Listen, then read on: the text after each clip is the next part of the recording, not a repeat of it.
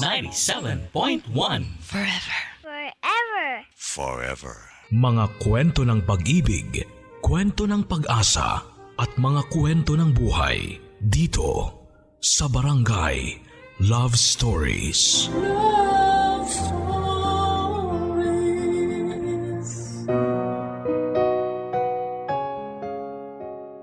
Tao, bagay at hayop. Ito ang karaniwang nakapalibot sa ating paligid. Pero ang hindi natin alam, may mga nilalang pa tayong nakakasama sa ating mundo na hindi lang nakikita ng ating mga mata. Ikaw, kapuso, ano ang gagawin mo kung biglang sumama sa iyo ang isang elementong nagambala mo nang hindi mo sinasadya? Sa inuman, karaniwang ibinibigay ang first shot sa mga hindi natin nakikita. Nagsasabi rin tayo ng tabi-tabi po kapag dumadaan tayo sa mga hindi pamilyar na lugar. Ayon sa mga matatanda ay ginagawa natin ito upang magbigay galang sa mga nilalang o elementong hindi natin nakikita. Ito ang isang bagay na hindi ginawa ng letter sender natin ngayong araw na tatawagin natin sa pangalang JD.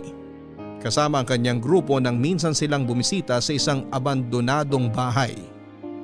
Ano kaya ang kinahinatnan ng kanilang panghihimasok sa isang tahimik na lugar? Ito ang dapat ninyong abangan dito sa mga kwento ng pag-ibig, buhay at pag-asa at minsan katatakutan sa Barangay Love Stories. Dear Papa Dudut, hello po sa inyong lahat, Papa Dudut, at sa lahat ng mga nakikinig sa Barangay Love Stories ngayong araw. At dahil nalalapit na naman ang undas ay sari-saring kwento na naman ng kababalaghan ang napapakinggan sa mga radyo at napapanood sa TV. Naisipan ko pong sumulat sa inyo para ibahagi naman ang isang nakakakilabot na pangyayari sa akin at sa mga kasamahan ko. Ilang taon nang nakakalipas. Tawagin niyo na lamang po ako sa pangalang JD. 27 years old at isa po akong IT specialist na nakatira dito sa Bulacan. Dati po akong vlogger. Sa pagsikat ng online vlogging sa Pilipinas ay naisipan ko rin noon na gumawa ng sarili kong channel. Naiinggit kasi ako dati, Papa Dudut, sa mga Pinoy vloggers na sumisikat at ngayon ay meron ng marangyang pamumuhay. Mahirap pasukin ang mundo ng online vlogging. Bago ka magsimula ay kinakailangan mo munang magkaroon ng mga gamit para rito. Noong nagsisimula pa lamang ako ay cellphone lang ang ginagamit kong pagkuha ng video. Bago nito ay kinakailangan mo ring mag-isip ng maayos na content na papatok sa mga viewers. Pagkatapos nito ay kailangan pang i-edit ang video at i-promote ito sa mga kakilala at kaibigan. Pero ang pinakamahirap na siguro sa lahat ay ang maghanap ng subscribers at ng viewers. Tandang-tanda ko pa, nasasampu lang ang views ng unang post ko noon at karamihan dito ay nanggaling pa sa mga kamag-anak ko. Ganon pa man ay hindi ako nawala ng pag-asa, Papa Dudut. Sari-saring videos ang ginagawa ko mula sa pranks, tutorials, reaction videos at maging gaming ay pinasok ko na rin. Kahit na umabot lang hanggang 500 views sa mga video ko noon ay nagpupursigi ako sa pag-upload ng iba't ibang klase ng mga content. Papa Dudut, mas lalo akong na-inspire nang makilala ko si Bea na isa sa mga masugid kong taga-subaybay.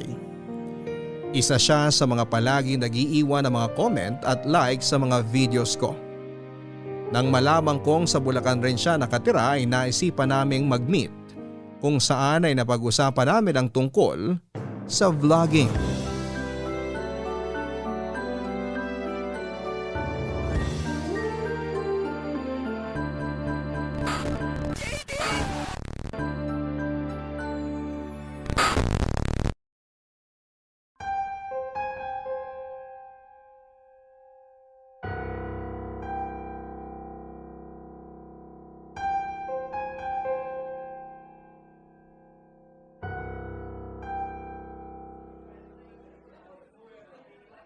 Hi!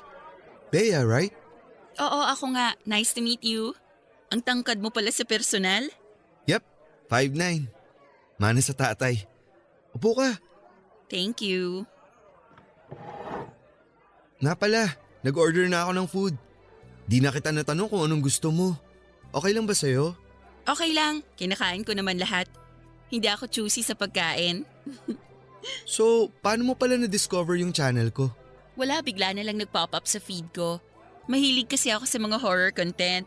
Tapos nakita ko yung video mo tungkol sa top 10 ng mga haunted house sa Pilipinas. Naaliw ako sa pag-host mo sa mga video kaya nag-subscribe ako. Nakakatuwa naman. Kahit nakukonti lang views ko, masaya na ako malaman na may natutuwa sa mga video ko. Kailan ka ba nag-start mag-vlog? Recently lang, around 3 months ago. Ang hirap nga eh. Sobrang nakakapagod mag-edit ng videos tapos kakaunti lang yung nakakanood. Sobrang nakakawala ng motivation. Alam mo yun? Yung parang todo effort ka pero hindi naman nasusuklian yung efforts mo. Yeah, naiintindihan kita. Actually, sumubok din ako dati na gumawa ng vlog. Kaso, hindi ko natagalan. Same experience din. Pero alam mo, lahat ng mga sikat na vlogger ngayon, dumaan din dyan. Kaya huwag ka mawala ng pag-asa. Darating din yung araw na makikilala ka. Sana nga. Yung mga tulad mo nagiging inspirasyon ko. Na kahit wala akong gaanong subscribers ramdam ko na meron akong supporter kahit na isang tao lang. Yan yung mga bagay na pinanghahawakan ko ngayon kaya ako nagpapatuloy. Gusto mo ba ng tip? Marami ako mabibigay sa'yo. Talaga ba? Tulad ng ano? Hindi ko naman sinasabi na expert ako pagdating sa mga bagay na yan. Pero medyo matagal-tagal na rin akong nanunood ng iba't ibang klase ng vlogs kaya in a way, may mga natutunan na rin ako sa kanila tungkol sa mga sikreto ng vlogging. Sige nga, anong number 1 tip na maibibigay mo sa akin? Una, decide your niche. Napansin ko kasi sa vlog mo, sari-sari ang mga video na pinupost mo. May nakakatakot, may nakakatawa, may sobrang random, may ilan na, no offense ha, nonsense na content.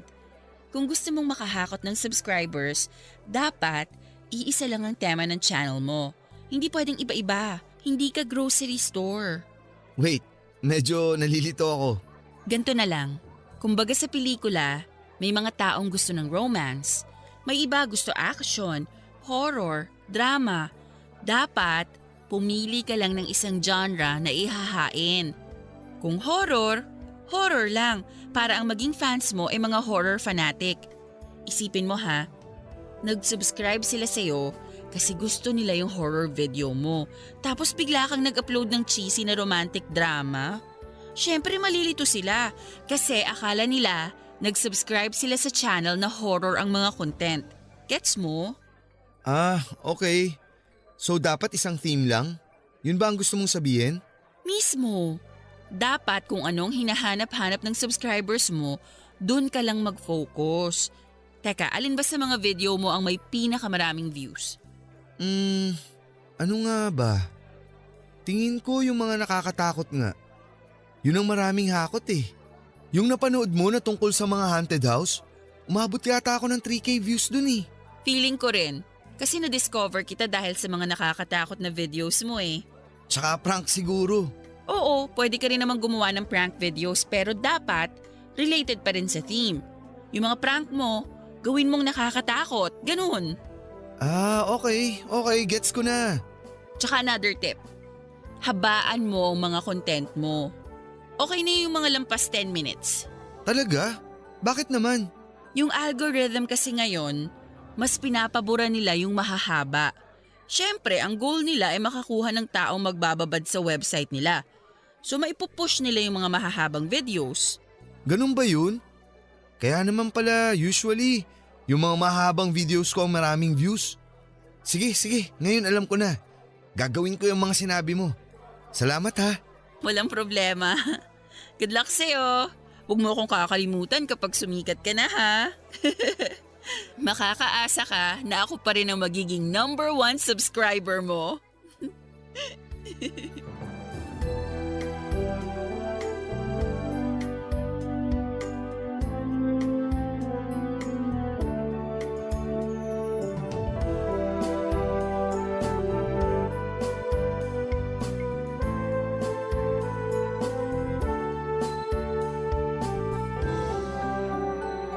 Papadudot, sinunod ko ang mga tip na ibinigay sa akin ni Bea.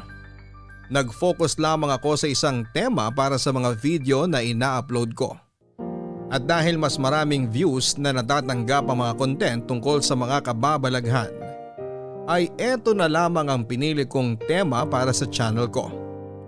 3 times a week kung mag-post ako noon tungkol sa iba't ibang horror stories mula sa iba't ibang panig ng bansa. May ilang tungkol sa maligno't engkanto. Meron ding mga kwento na mga kaluluwang hindi matahimik at kung ano-ano pa. Nagpatuloy ang pagkakaibigan namin ni Bea, Papadudut.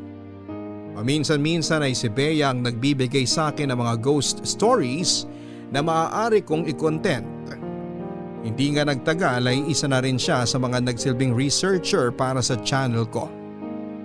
Sa mga sumunod na buwan, mula sa 1,000 subscribers, ay nadagdagan pa ito at lumaki ng mahigit 10,000. Pumatok sa panlasa ng mga manonood ang mga kwentong kababalaghan na ibinabahagi namin sa aming mga viewers. Nagkaroon kami ng solid supporters at simula noon ay naging rutina namin ang paggawa ng mga videos tuwing Sabado at Linggo na ipinopost naman namin tuwing MWF. Nakatulong din siguro sa pagtaas ng subscribers namin ang consistent na pagpo-post namin ng video sa channel. Sinisikap talaga namin ni Bea ang makapag-post ng 3 videos sa loob ng 1 linggo. Papadudot, hindi naglaon. Ang pagkakaibigan namin ni Bea ay nakabuo ng spark. Sa halos araw-araw na pagsama-sama namin, ay unti-unti pong nahulog ang loob ko sa kanya. Masayahin kasi siyang tao kahit na mahilig siya sa mga kababalaghan. At kung ano pang mga paranormal activities. Horror ang favorite genre niya, mapalibro man o sa pelikula. Siya yung tipo ng babae na dark colors ang paboritong isuot. Walang ere sa katawan at matapang. Madiskarte at may tinatagong kakulitan. Mula sa friendship ay sinubukan kong i-level up ang relasyon namin. Sinubukan ko po siyang ligawan.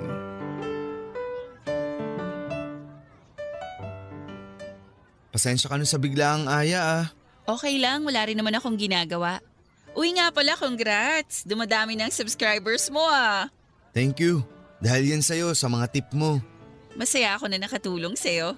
Dapat nga sa'yo ko ibigay ang credit ng success ng channel ko eh. Kasi ikaw ang utak ng bawat content na pinuproduce ko. Naku, hindi na kailangan.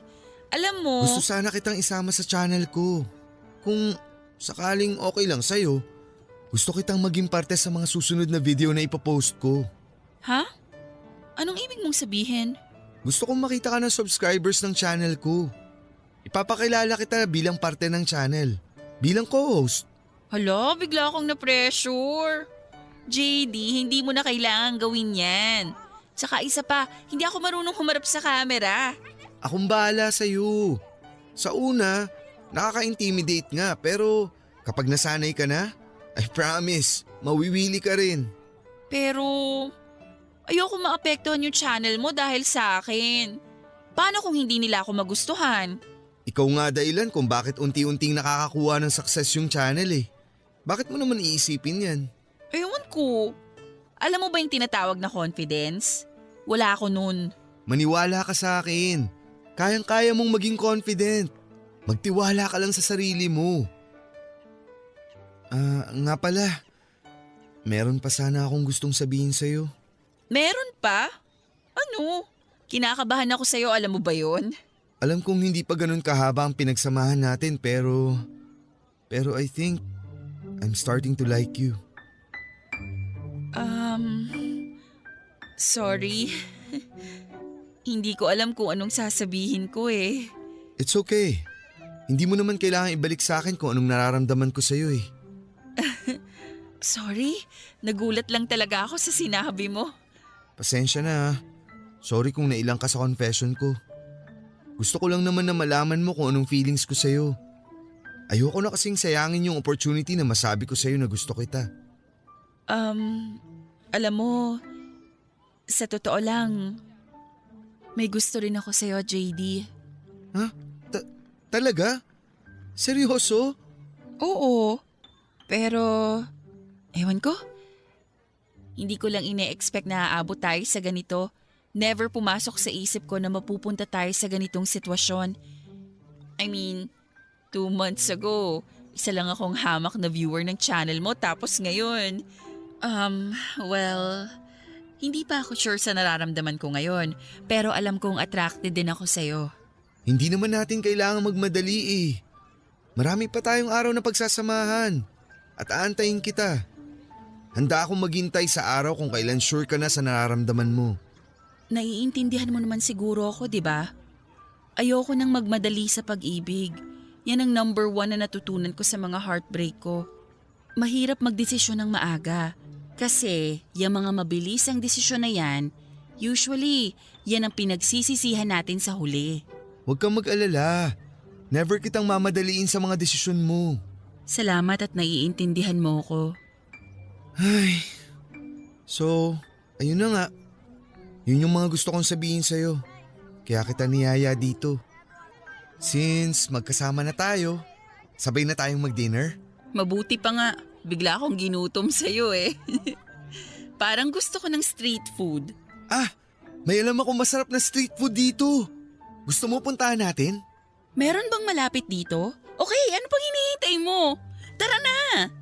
So, ito na ba yung magiging first date natin? Sabihin na lang natin na ang kumain ng street food ang ideal first date ko. Ayos!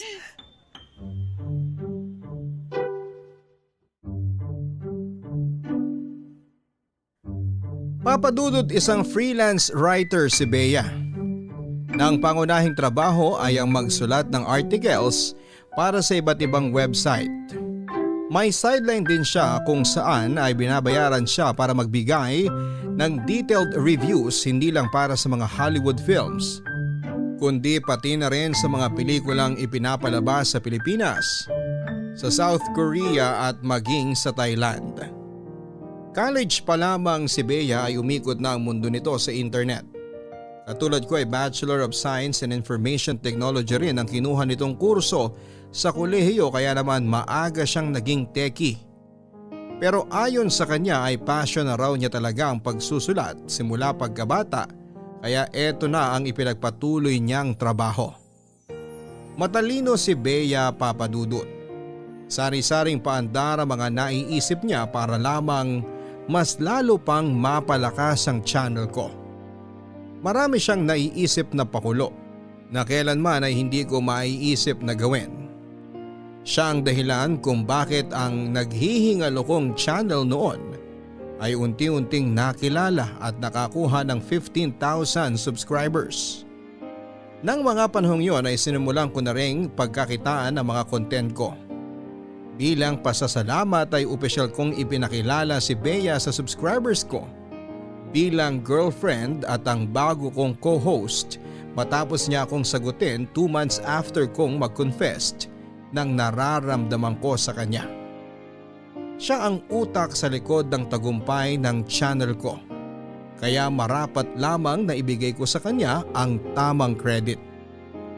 Sa nalalapit na anibersaryo ng channel namin ni Bea ay naisipan ko mag-ghost hunting. Maraming ancestral house sa Bulacan na ipinatayo pa noong sinaunang panahon na tingin namin ay pinamumugaran ng mga espiritong hindi matahimik. Ito ang napili naming gawing bilang anniversary content upang patunayan sa viewers namin na sa mundong ito ay may mga bagay pa rin tayong nai-experience na hindi kayang ipaliwanag ng siyensya. Ang desisyon naming ito, Papadudut, ang isa sa mga desisyong labis namin na pinagsisihan. Barangay Love Stories. Barangay Love Stories. Ang mga Kapuso shows mapapanood at mapapakinggan din abroad via GMA Pinoy TV, GMA Live TV, at GMA News TV channels. Para mag-subscribe, visit www.gmapinoytv.com. Follow us at GMA Pinoy TV on Facebook, Twitter, Instagram, YouTube, Viber, and TikTok for the latest updates on Kapuso programs, artists, events, promos, and more. Salamat, Kapuso! Barangay Love Stories. Barangay Love Stories. Noong una ay 2 content talaga ang pinagpilian namin ni Bea Papadudut.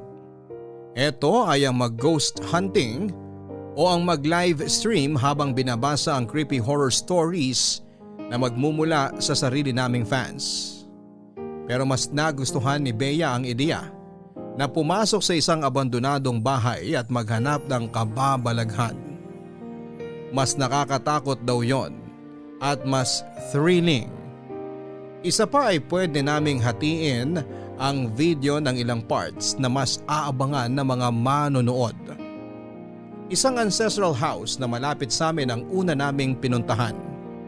Isa ito sa mga pinakasikat na lumang bahay sa lugar namin na dinadayo ng mga turista. Kinailangan pa naming makipag-coordinate sa LGU para namang makakuha kami ng permit na magagamit ang naturang bahay para sa video namin. Yun nga lang, noong napag-alaman nilang ghost hunting ang pakay namin, sa nasabing historical landmark ay hindi nila kami pinayagan. Dahil baka katakutan daw ito ng mga turista at maapektuhan ng turismo ng lugar. Bilang plan B ay dumayo pa kami sa ibang bayan para makahanap ng abandonadong bahay. Doon ay ipinakilala kami ng kaibigan ni Bea kay Lola Insiang, na caretaker ng lumang bahay na halos 20 years na raw na walang nakatira. Ipinatayo umano ang bahay matapos ang World War II at pagmamay-ari ito ng dating politiko. Sa ngayon ay wala nang tumatao rito dahil nag-migrate na sa ibang bansa ang kasalukuyang may-ari nito. Kapalit ng pera ay pumayag si Lola Insiang na gawin naming location ng bahay na kanyang binabantayan. Pero sa simula pa lamang ay sinabihan na niya kami na baka mabigulang kami sa plano naming ghost hunting dahil sa tanang buhay niya ay never pa raw siyang nakaramdam ng kababalaghan sa bahay na yon.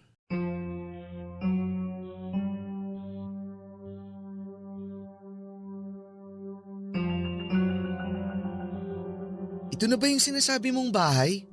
Oo, ito nga. Ano, okay ba? Medyo malaki rin naman pala. Ayos na rin to. Kahit hindi kilala at least nakakatakot pa rin ang itsura.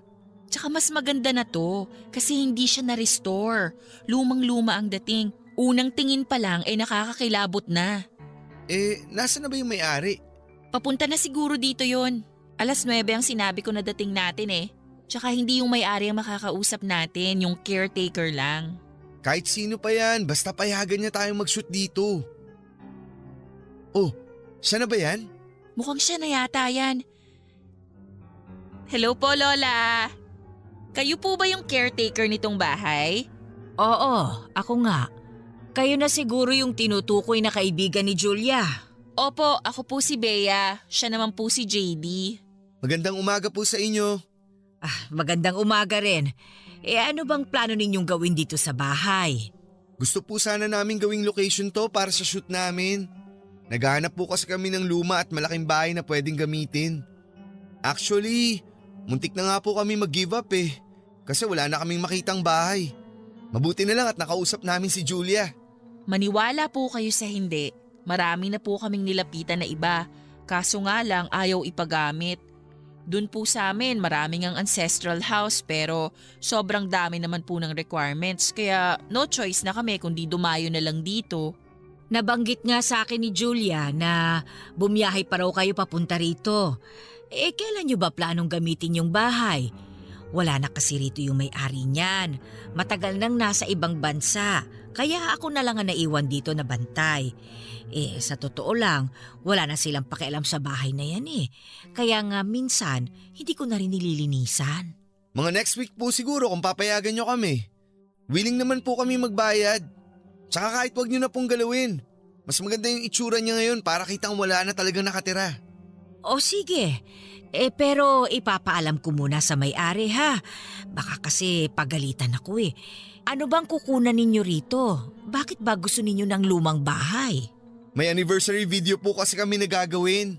Mag-ghost hunting sana kami kaya sana po pumayag yung may-ari. Ghost hunting? Wala namang multo dyan eh. Sa tagal ko nang nagbabantay dito, wala ni anino ng multo akong nakita sa pamamahay na yan. Okay lang po. Madali lang naman yung gawa ng paraan eh. Saan ba mapapanood yung video na yan? Sa TV ba? Hindi po. May channel po kami tungkol sa mga kababalaghan. Mapapanood nyo po to sa internet. Internet ba kamo? Ay naku, hindi ako marunong yan eh. Masyado na ako matanda para sa mga gadgets na yan. Kung gusto nyo pong panoorin, pwede nyo pong itanong kay Julia. Subscriber din po siya ng channel namin. Kung hindi po kayo busy ngayon, baka pwede po namin kayong ma-interview tungkol sa history ng bahay na to. Ay naku, wag na. Nakakahiya naman. Ay, hindi ako marunong humarap sa camera. Pwede naman pong off-cam. Kailangan lang po namin ng details para may mailagay kami sa script. Ano bang kailangan ninyong malaman? Yung background po sana ng bahay, kung kailan ipinatayo at kung sino-sino mga tumira dito. Mas matanda pa itong bahay na ito kaysa sa akin eh. Sa pagkakatanda ko, ipinatayo yan ilang taon matapos ang giyera dito sa Pilipinas. Hindi ako sigurado ha, pero yun ang kwentong narinig ko. Pagmamay-ari ito ng mayamang pamilya na binili ng angka ng amo ko. Tapos napasa-pasa na hanggang sa wala nang tumira. May mga nakakagimbal po ba na nangyari sa bahay? Kung may namatay o may mga nangyaring aksidente po ba rito? Ay, wala naman sa pagkakaalala ko. Tahimik ang mga pamilyang tumira dyan eh. Teka, gusto nyo bang silipin yung loob? Pwede po ba? Abay, oo naman. Sandali lang ha, kukunin ko yung susi. Ano sa tingin mo? Okay na yan. Kung wala man tayong makuna ng multo, edi tayo na lang gagawa ng multo.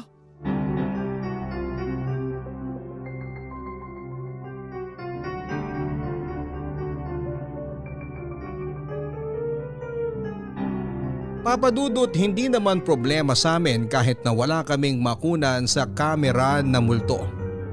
Madali lang ang solusyon doon. At naisip na ito ni Bea bago pa man namin gawin. Madali lang daw dayain ang mga kababalaghan sa kamera. Konting sound effects lang at video edits ay makakapanakot ka na ng tao kapag pinalabas mo itong totoo. Ayon pa kay Bea, hindi na raw bago ang pagiging scripted na mga video na napapanood online. Sa katunayan ay halos lahat daw ng content creators ay ginagawa ito ng hindi namamalaya ng mga viewers. Ang mga prank, social experiment at ghost hunting ay karaniwang daw na scripted. Sa pagdating ng araw ng shoot ay kinailangan naming magsama ng crew dahil hindi namin ito kakayaning dalawa ni Bea. Halos kalahating oras din kasi ang biyahe papunta sa binayaran naming old abandoned house. Isa pa ay kinailangan namin ang katuwang para kumuha ng video nang sa ganoon ay magkaroon ng iba't ibang anggulo ang content namin. Kinausap ko ang dalawa kong kaibigan na sina James at Mikoy upang magsilbing camera crew. Kailangan kasing may sariling camera na nakatutok sa akin at dapat ay meron ding kamerang nakatutok kay Bea. Nag-aya pa kami ng dalawang kasama. Ang pinsang kong si LJ at kapatid ni Bea na si Jasper. Sila ang magtatrabaho off-cam na gagawa ng mga katatakutan tulad ng paggalaw ng mga bagay at paggawa ng mga hindi maipaliwanag na ingay.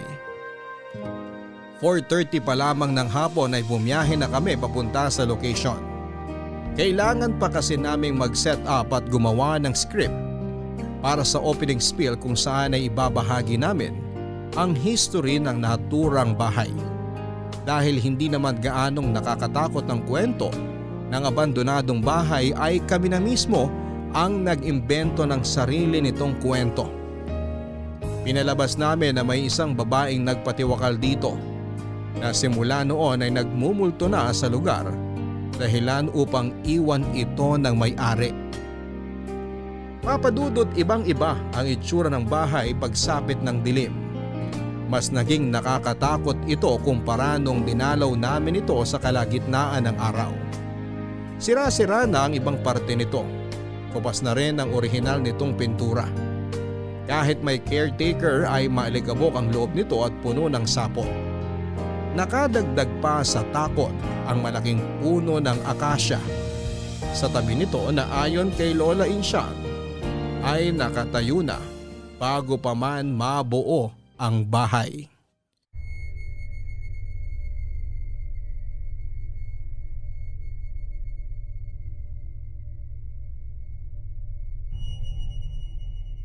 Quarter to 10 na pala.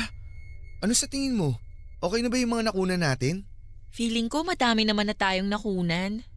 Napasok naman lahat ng parte ng bahay, di ba? Oo. Kaso nga lang wala tayong nakuha na legit na paranormal activity. Kahit lang sana may narinig tayong mga kaluskos o bigla ang pagsara ng pinto. Kaso wala talaga. Okay na yon. Nagawa naman nila Jasper at LJ yung trabaho nilang manakot. Tsaka di ba sabi nga ni Lola Insyang, wala raw multo rito. Lahat ng lugar may mga nagtatagong spirits. Nabasa ko yan sa internet. Yung iba nga lang hindi na nagmumulto kasi tahimik na sila. Pero kapag nabulabog, malaki ang chance na baka magparamdam sila. Hindi pa ba sapat yung mga peking sigaw ko kanina para mabulabog sila? Kung meron mang espiritu dito, dapat kanina pa sila nagparamdam. Kung may mga multuman ngayon dito, engkanto, anumang klaseng nilalang, magparamdam naman kayo kahit ngayon lang. Pakita nyo tapang nyo! O ano? Huy, baliw to! Bakit? Natatakot ka? Hindi naman. Pero irespeto pa rin natin tong lugar. Saka baka marinig ka ng mga kapitbahay. Sila pa mabulabog. Dami mo kasing alam. May sinasabi ka pang nababasa mo sa internet dyan. Tara na, pakap na tayo para makauwi na. Kanina pa sumasakit tong ulo ko eh. Hindi ka kasi kumain kanina bago tayo bumiyahe. May gamot yata ako sa bag ko. Shhh! Narinig mo yun? Ang alin? May bumukas na pinto. Hanapin natin, dali buksan mo yung camera mo. Baka naman sina Jasper lang yun. Kanina pa sila nasa labas nag-aayos ng gamit. Tayong dalawa lang nga nandito sa loob ngayon. Sandali lang. Sure ka ba na may narinig ka? Ito na yung hinihintay mo, di ba? Legit na to. Halika na.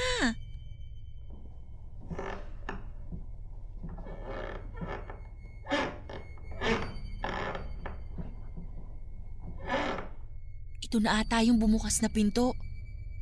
Narinig ka namin! Kung sino ka man, kaya mo bang magparamdam ulit? JD, dyan ka lang ha. Kunan mo ko habang pumapasok sa loob. Bea, ano ka ba? Huwag kang maunang pumasok sa kwarto. JD! Bea! JD, tulungan mo ako! Okay ka lang? Hindi ko mabuksan tong pinto, JD! Sandali lang!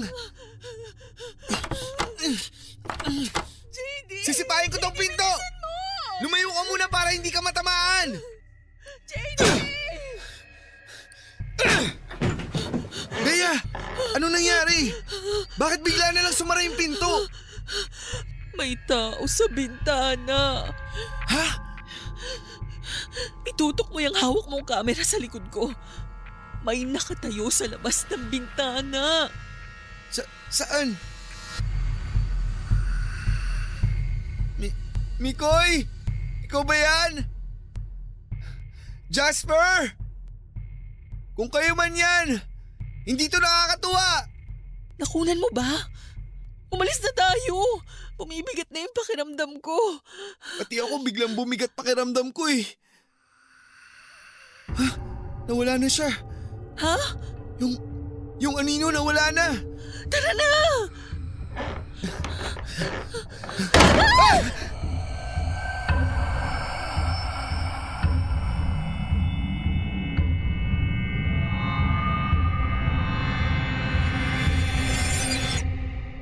Papadudot, sobrang bilis ng mga pangyayari. Mabilis kaming nagsitakbuhan ni Bea palabas ng abandonadong bahay nang makita namin ang malaking figura ng tao na doble pa sa tangkad ko. Nung unay inakala kong kagagawan lamang ito nila Mikoy at Jasper. Pero nang mapagtanto naming nasa labas lang ng bahay ang dalawa ay mabilis kaming binalot ng takot. Hanggang ngayon ay naaalala ko pa ang pakiramdam na naramdaman ko ng gabing yon. Nanlamig ang buong katawan ko. Nagsitaasan lahat ng balahibo ko. Bumigat din ang dibdib ko at bigla na lang sumakit ang aking ulo. Nang gabing yon ay plano pa sana naming kumuha ng ilang additional footage. Pero dahil sa nangyari agad na na-pack up ang shoot. Gustuhin ko mang bumalik sa loob ay natakot na ang dalawang camera crew na kasama namin at ayaw na nilang tumapak pa sa loob. Isa pa ay biglang sumama ang pakiramdam ni Bea. Namumutla na siya ng mga oras na yon. Kaya naisipan naming tapusin na ang shoot na yon. Dapat nga ay meron pa kaming gagawin na on-cam interview kay Lola Insyang. Pero hindi na namin ito nagawa pa sa pagmamadaling makaalis mula sa lugar. Habang nasa daan ay naisipan nila Mikoy na dumaan muna sa isang restaurant para sana kumain. Gusto raw kasi niya magstay muna sila sa ibang lugar nang sa ganoon ay masiguro nilang wala raw masamang spirito na sumama sa amin. Pagpagdawang tawag sa ganoon ang karaniwang ginagawa kapag nanggaling sa lamay ang mga tao. Dahil sobrang sama ng pakiramdam ni Bea ay hindi na kami sumamang dalawa. Mas mabilis na lamang kaming umuwi noon dahil ang priority ko ay ang kapakanan ng nobya ko. Pero papadudot simula ng araw na yon ay kapansin-pansin ang biglang pagbabago ng girlfriend kong si Bea. Papadudot simula ng araw ng ghost hunting namin sa abandonadong bahay ay nagsimulang magkaroon ng lagnat si Bea. At ilang araw ding hindi nakasama sa mga vlog ko. Matapos nito ay halos gabi-gabi umano siyang sinusumpong ng pagsakit ng ulo. Hirap din siyang makatulog sa gabi at pakiramdam niya ay palaging may nakatingin sa kanya. Dahil sa mga pangyayaring ito ay naging irritable siya at palaging wala sa mood, hindi tulad dati na siya pa ang nag-aaya na gumawa kami ng mga videos.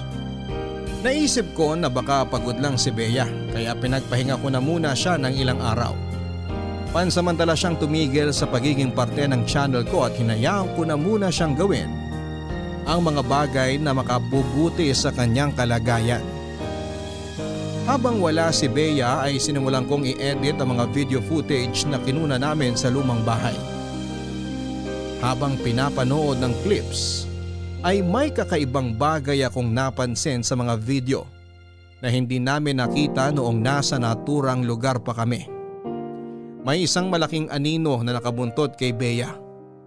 Hindi lang ito isang beses na nakunan sa camera kundi halos lahat ng frame na kasama siya ay nandun din ang malaking anino. Agad kong tinawagan si James at Mikoy na nagsilbing cameramen upang tanungin kung napansin din ba nila ang anino noong nasa abandonadong bahay pa kami. Katulad ko, papadudot, ay nagulat din sila sa mga nakita nila. Nagdalawang isip ako kung ipapaalam ko kay Bea ang nakita ko. Baka kasi makadagdag pa ito sa stress niya kaya minabuti kong itago na muna ito mula sa kanya habang tinatapos kong i-edit ang vlog namin. Lumipas sa mga araw at dumating din ang anibersaryo ng channel namin. Pagkapost ko ng aming video na hinati ko sa 3 parte ay agad itong dinubog ng mga subscribers namin at ilang casual fans. Wala pang 24 oras ay nakakuha agad ito ng 30,000 views. Para sa iba ay maaaring malit ang bagay na yon. Pero para sa akin, isa na itong malaking achievement.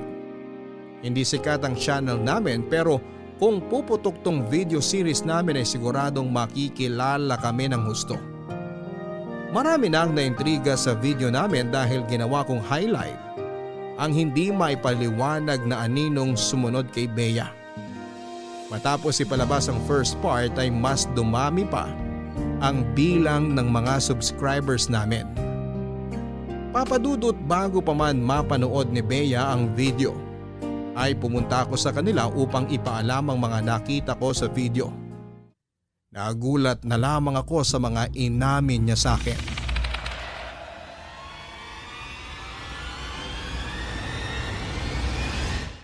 Bea, may papakita nga pala ako sa'yo dito sa laptop. Ano yan? Masama pa rin pakiramdam ko ngayon. Masakit ulo ko. Hindi mo pa ba ininom yung gamot na binigay ko sa'yo? Nakadalawa na ako, wala pa ring epekto. Ano ba yung ipapakita mo sa akin? Tignan mo to. Habang ini-edit ko yung video natin sa abandonadong bahay, may napansin ako. Hello guys! Welcome back sa ating channel. As promised. Nakikita mo ba yun? Ang alin? Ayan o. Sa likuran natin habang nag-i-intro tayo. Hindi mo siya masyadong mapapansin pero kapag zoom in natin dun sa may puno ng akasya, may nakatayong anino dun. Kita mo? Hindi lang yan. Marami pa.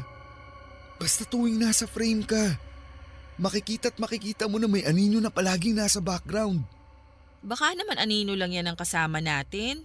Bea, walang ganyan katangkad sa grupo natin. Si Jasper na yata ang pinakamataas sa atin eh. Ano ba height niya? 5'11"? At isa pa, hindi lang to basta anino. Silhouette siya ng tao o ng kung ano man yan. Eh yung video na nakunan mo nung magpakita siya sa atin sa kwarto, na-check mo na ba? Pareho din ba yun nung nakunang anino sa ibang footage? Yun ang nakapagtataka. Kasi hindi siya nakuha sa camera. Panoorin mo to. Mikoy!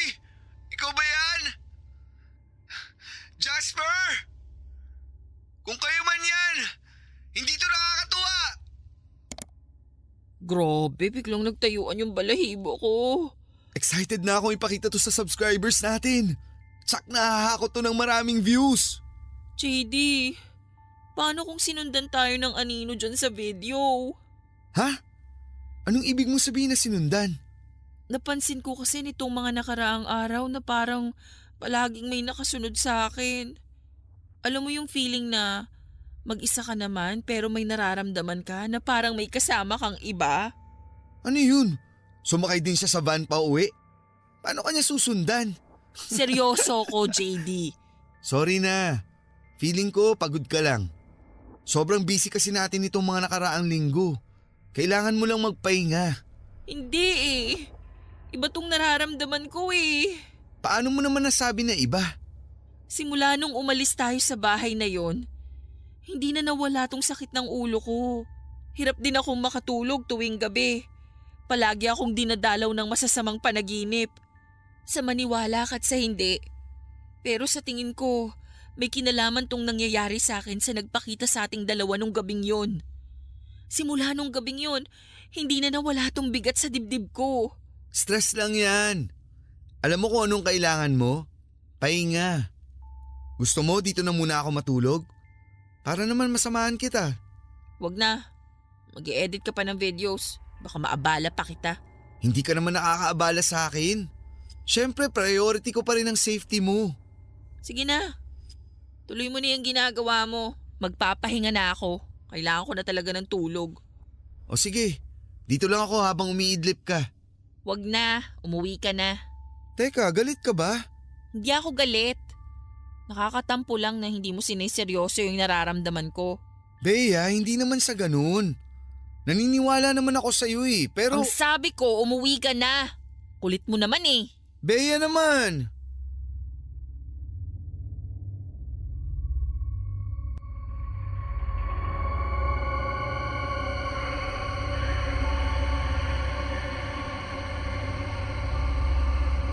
Papadudot aaminin ko po sa inyo na bagamat puro horror contents ang laman ng channel ko, ay hindi ako gaanong naniniwala sa mga multo o kung anumang kababalaghan Oo nga't may mga nararamdaman o napapansin na ako once or twice sa tanang buhay ko na mahirap ipaliwanag, pero naniniwala akong meron pa rin po itong scientific explanation. Kaya nang bagitin sa akin ni Bea ang mga kababalaghang hindi umano nangyayari sa kanya, talagang nahirapan akong paniwalaan ito. Ang anino na makikita sa video ay paniguradong meron ding explanation, pero sa ngayon ay hindi pa namin alam kung ano ito. Sinabihan ko na lamang si Bea na magpahinga na muna pansamantala. Feeling ko kasi napagod lamang siya sa sunod-sunod na shoot namin. Bago kasi kami nag-shoot na para sa anniversary video namin ay kumuha na rin kami ng iba pang mga videos para pang-content. Sa dami ng videos na nakuna namin ay may i-upload na kami para sa isang buong buwan. Plano kasi naming magbakasyon sa Siargao pagkatapos.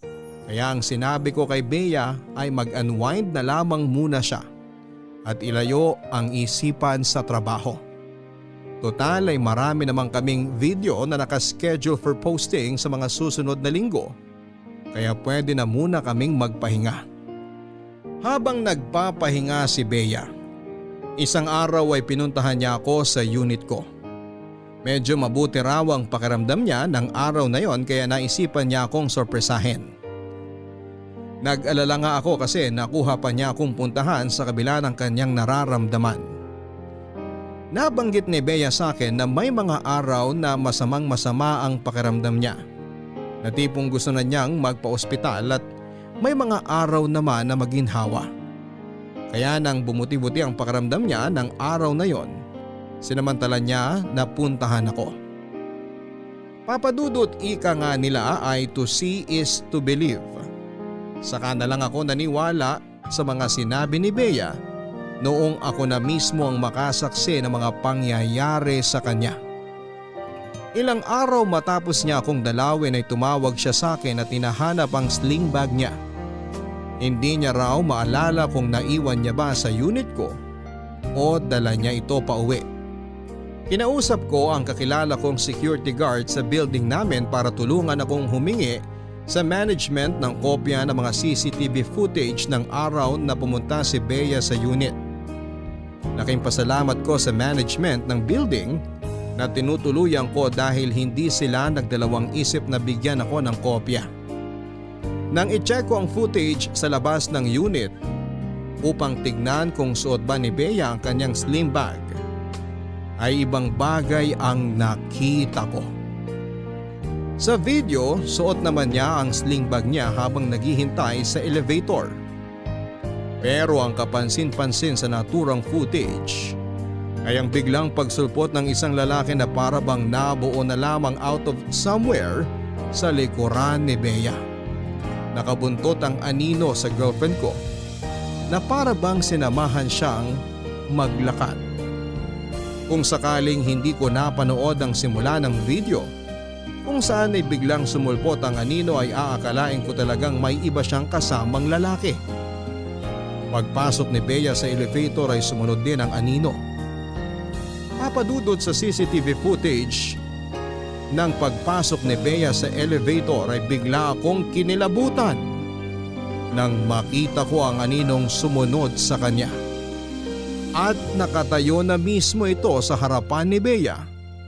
At kapuna-puna na walang kaalam-alam si Bea na may kasama na pala siyang nilalang sa loob ng elevator na hindi niya nakikita. Matapos kong makita ang mga CCTV footage, papadudot ay dali-dali akong pumunta kina Bea para pag-usapan namin ang mga nangyayari sa kanya. Bea, nakita mo na ba yung sinend kong video sa'yo?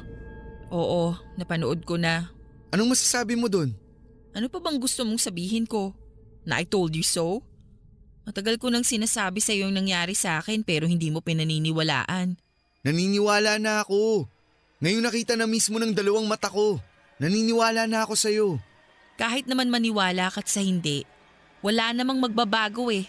Minumulto pa rin ako. Pero sa tingin mo, bakit ka sinundan? Aba malay ko, JD. Bakit ako tinatanong mo? Ba't ka sumisigaw?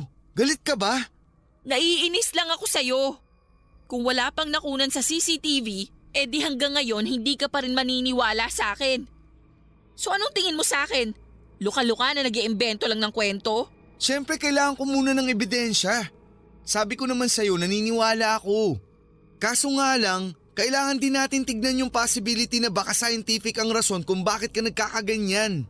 Ewan ko sa'yo, para kang tanga. Sorry na. Lumapit kaya tayo kay Father June? O maghanap tayo ng paranormal investigator? Pwede tong follow-up video sa ghost hunting natin. JD naman. Ganito na nga ang nangyayari sa akin tapos yung channel mo pa rin ang nasa utak mo? Naisip mo pa akong gatasan sa lagay kong to? Hindi naman kita ginagatasan. Nabasa mo ba yung mga comments sa first part ng ghost hunting video natin? Sobrang dami nang naghahanap ng second part. Marami ng tao ang invested sa video natin. Kaya opportunity na natin to para pahabain pa yung istorya. Bea, ito na ang hinihintay natin. Marami nang nakakapansin sa channel natin. Ngayon pa ba tayo titigil? Alam mo malakas ang kutob ko na dahil sa video na yan kaya ako minumulto eh. I-delete na lang kaya natin yun. Ano sa tingin mo? Huwag na nating i-upload yung iba. Baka sakaling tantanan na ako kapag ginawa natin yun. Di ko magagawa ang gusto mo. Pangarap nating sumikat, di ba? Eto na yun. Eto na yung matagal nating inaasam. Kung ang kapalit lang din naman ng pagsikat natin ay ang kalusugan ko, wag na lang. Mahal ko ang buhay ko. At kahit hindi ako sumikat, okay lang sa akin. Basta ang mahalaga ay makabalik na ako sa dati. Bea naman. Nakakadismaya ka, JD, sa totoo lang. Alam mo naman kung gaano ko katagal hinintay itong araw na to, di ba? Oo, alam ko. Pero wala ka kasi sa sitwasyon ko ngayon. Pagod na ako. Parang sasabog na tong ulo ko sa sobrang sakit. Alam mo bang nakalimang gamot na ako ngayong araw pero walang tumatalab? JD, mahigit 24 hours na akong gising.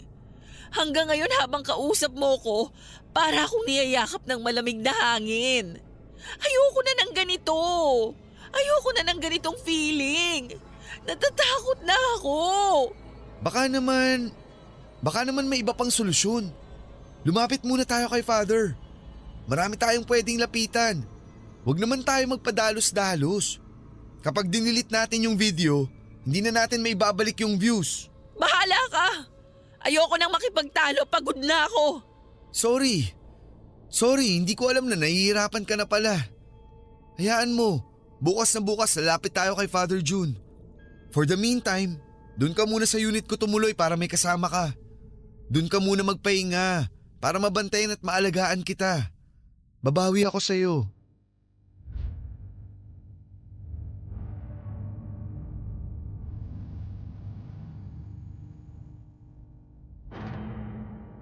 Papadudot hinikayat ko si Bea na pansamantala munang tumira sa unit ko. Baka lang kasi kailangan niya ng bagong environment at para na rin mabantayan ko siya. Pumasok rin kasi sa isipan ko na kapag magkasama kami ay makikita mismo ng mga mata ko ang mga kababalaghang nangyayari sa kanya.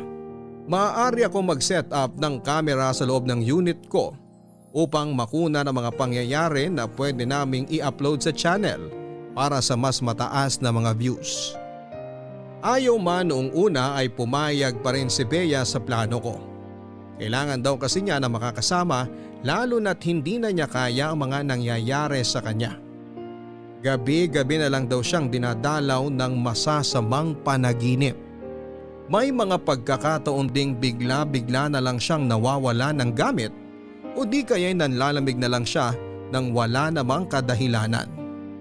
Ang kwento pa niya sa akin ay parabang nababaliw na siya dahil hindi niya alam kung ano na ang paniniwalaan niya. Kung binumulto ba siya o may dinaramdam lang siyang sakit.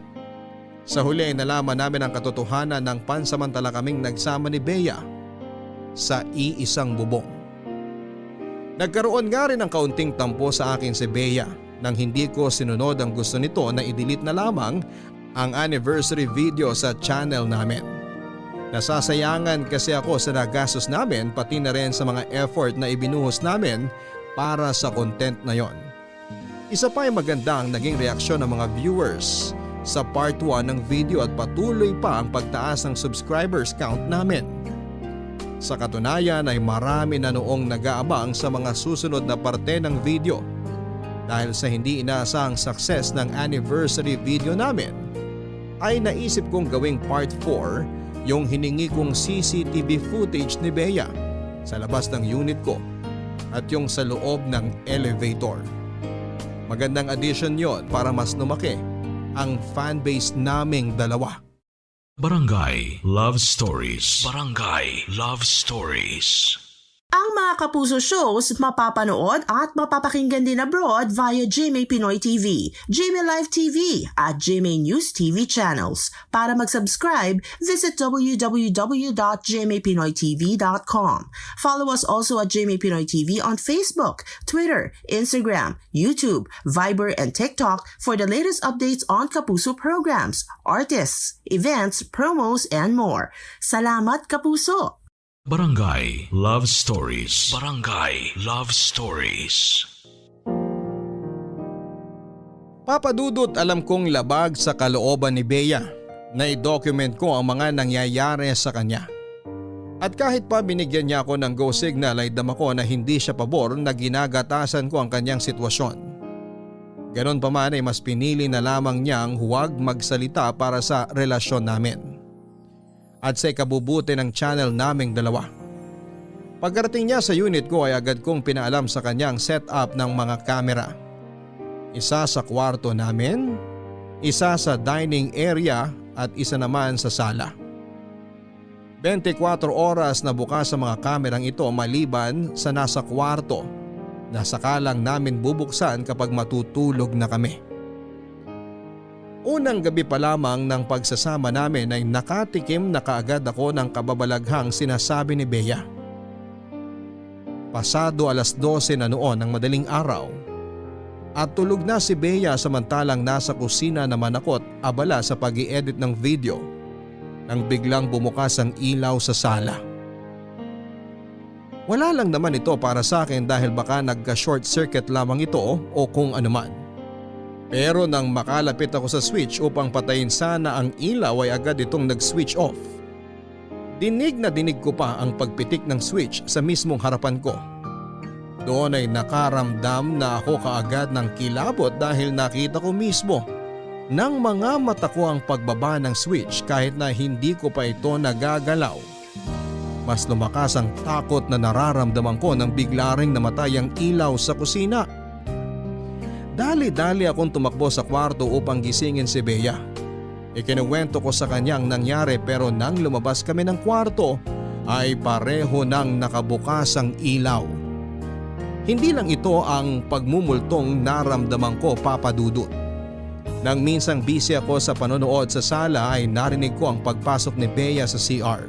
Nakita pa nga ng peripheral vision ko ang pagbukas ng ilaw sa loob ng banyo.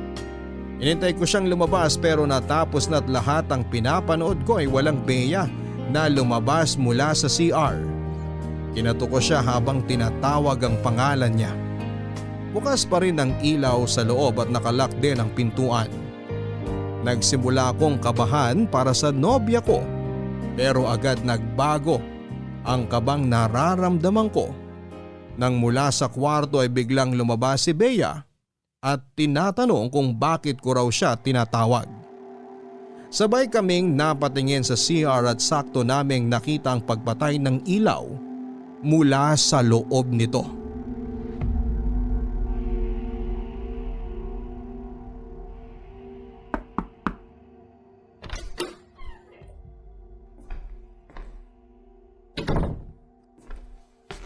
Bea, eto. Ipinagluto kita ng breakfast. Kumusta ka na?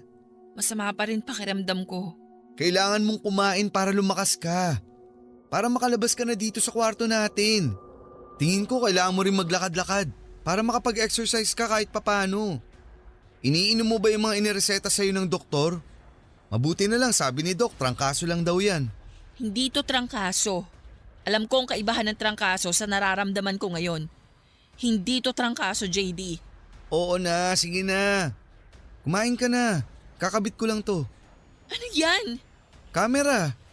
Magdadagdag ako ng camera para mas marami tayong makuhang paranormal activity.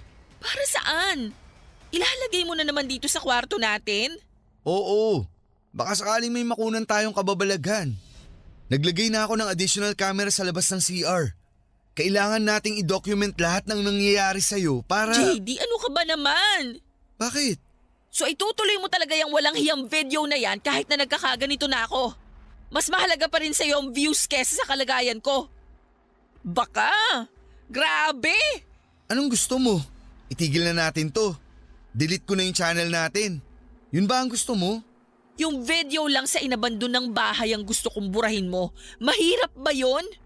Palibhasa masyado ka nang nawili dyan sa pagtaas ng views at subscribers mo eh. Nakalimutan mo na kung ano ang priority mo sa buhay. Itong channel ko. Itong channel na pinaghirapan nating dalawa ang priority ko. Paano ako? Ako na girlfriend mo. Saan ako lulugar? Sabi ko na nga ba eh. Mukhang nagpadalos-dalos na naman ako sa desisyon kong pumasok sa relasyon. Di na ako natuto. Lagi na lang ganito. Sakit palang malaman, no? Na hindi ako ang priority ng boyfriend ko. Bea, ginagawa ko naman ang lahat ah. Hindi porket priority ko ang channel natin, ibig sabihin nun na hindi na kita priority. Naghahanap ako ng maaaring solusyon para may save ang dalawang bagay na pinakamamahal ko. Itong channel natin at ikaw. Nasaan? Saan ko makikita yung efforts mo? Kasi hindi ko maramdaman. Bea naman. Napakaliit na bagay lang nitong hinihiling ko sa'yo. Yung views at subscribers na pinagmamalaki mo, makukuha naman natin yan sa mga susunod na buwan eh. Madali lang natin mababawi ang mga bagay na pinanghihinayangan mo ngayon. Sayang kasi. Kumbaga ito na yung break natin eh. Paano kung hindi na maulit to? Paano kung ito na lang yung chance natin para makilala online? JD, wag mo sanang hayaang humantong pa tayo sa araw na papipiliin kita kung ako o yung channel mo. Alam kong hindi mo magagawa sa akin yan. Hindi pa siguro ngayon, pero sige lang. Batuhin mo pa ako ng red flags, matatauhan din ako. May bisita ka ba? Wala tayong kasama rito. Tayong dalawa lang nandito sa unit. Eh sino yung kumatok? Sandali lang, i-check ko. Huwag mo akong iwan dito. Di ako lalabas ng kwarto. Sisilip lang ako.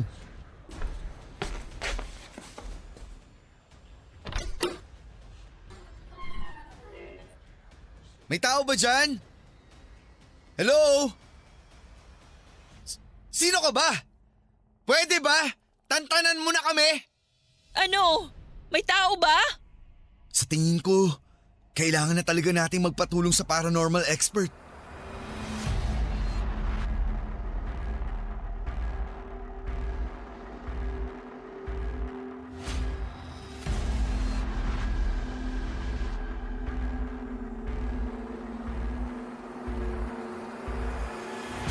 Papadudod sa pagdaan ng mga araw ay mas lumala pa ang mga nararamdaman namin ni Bea sa loob ng unit ko.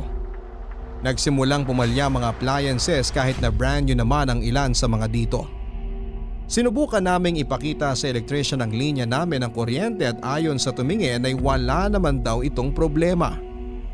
Napapadalas din ang mga naririnig naming kalabog at mga yabag, lalo na tuwing sumasapit ang madaling araw.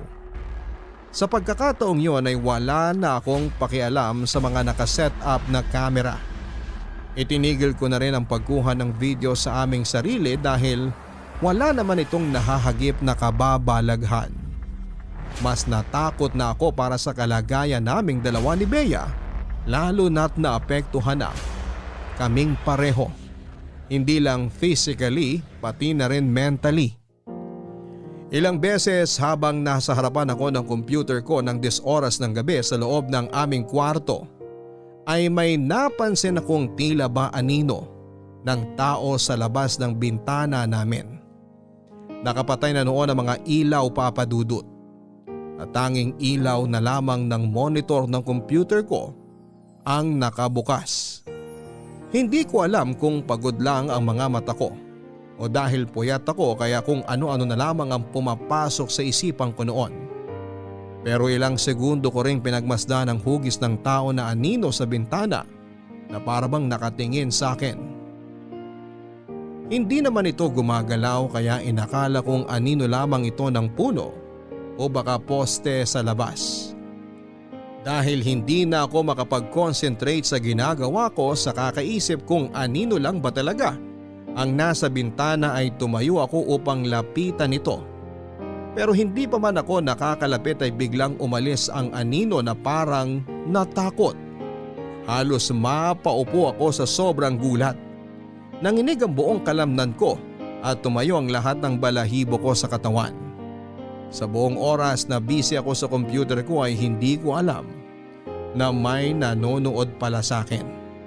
Ang masaklap pa nito ay nasa second floor ang unit ko. Ang naging last straw na siguro upang matauhan ako sa mga pangyayari ay yung muntik na akong binangungot. Tanghaling tapat noon, Papa Dudut, nang makaidlip ako sa sala.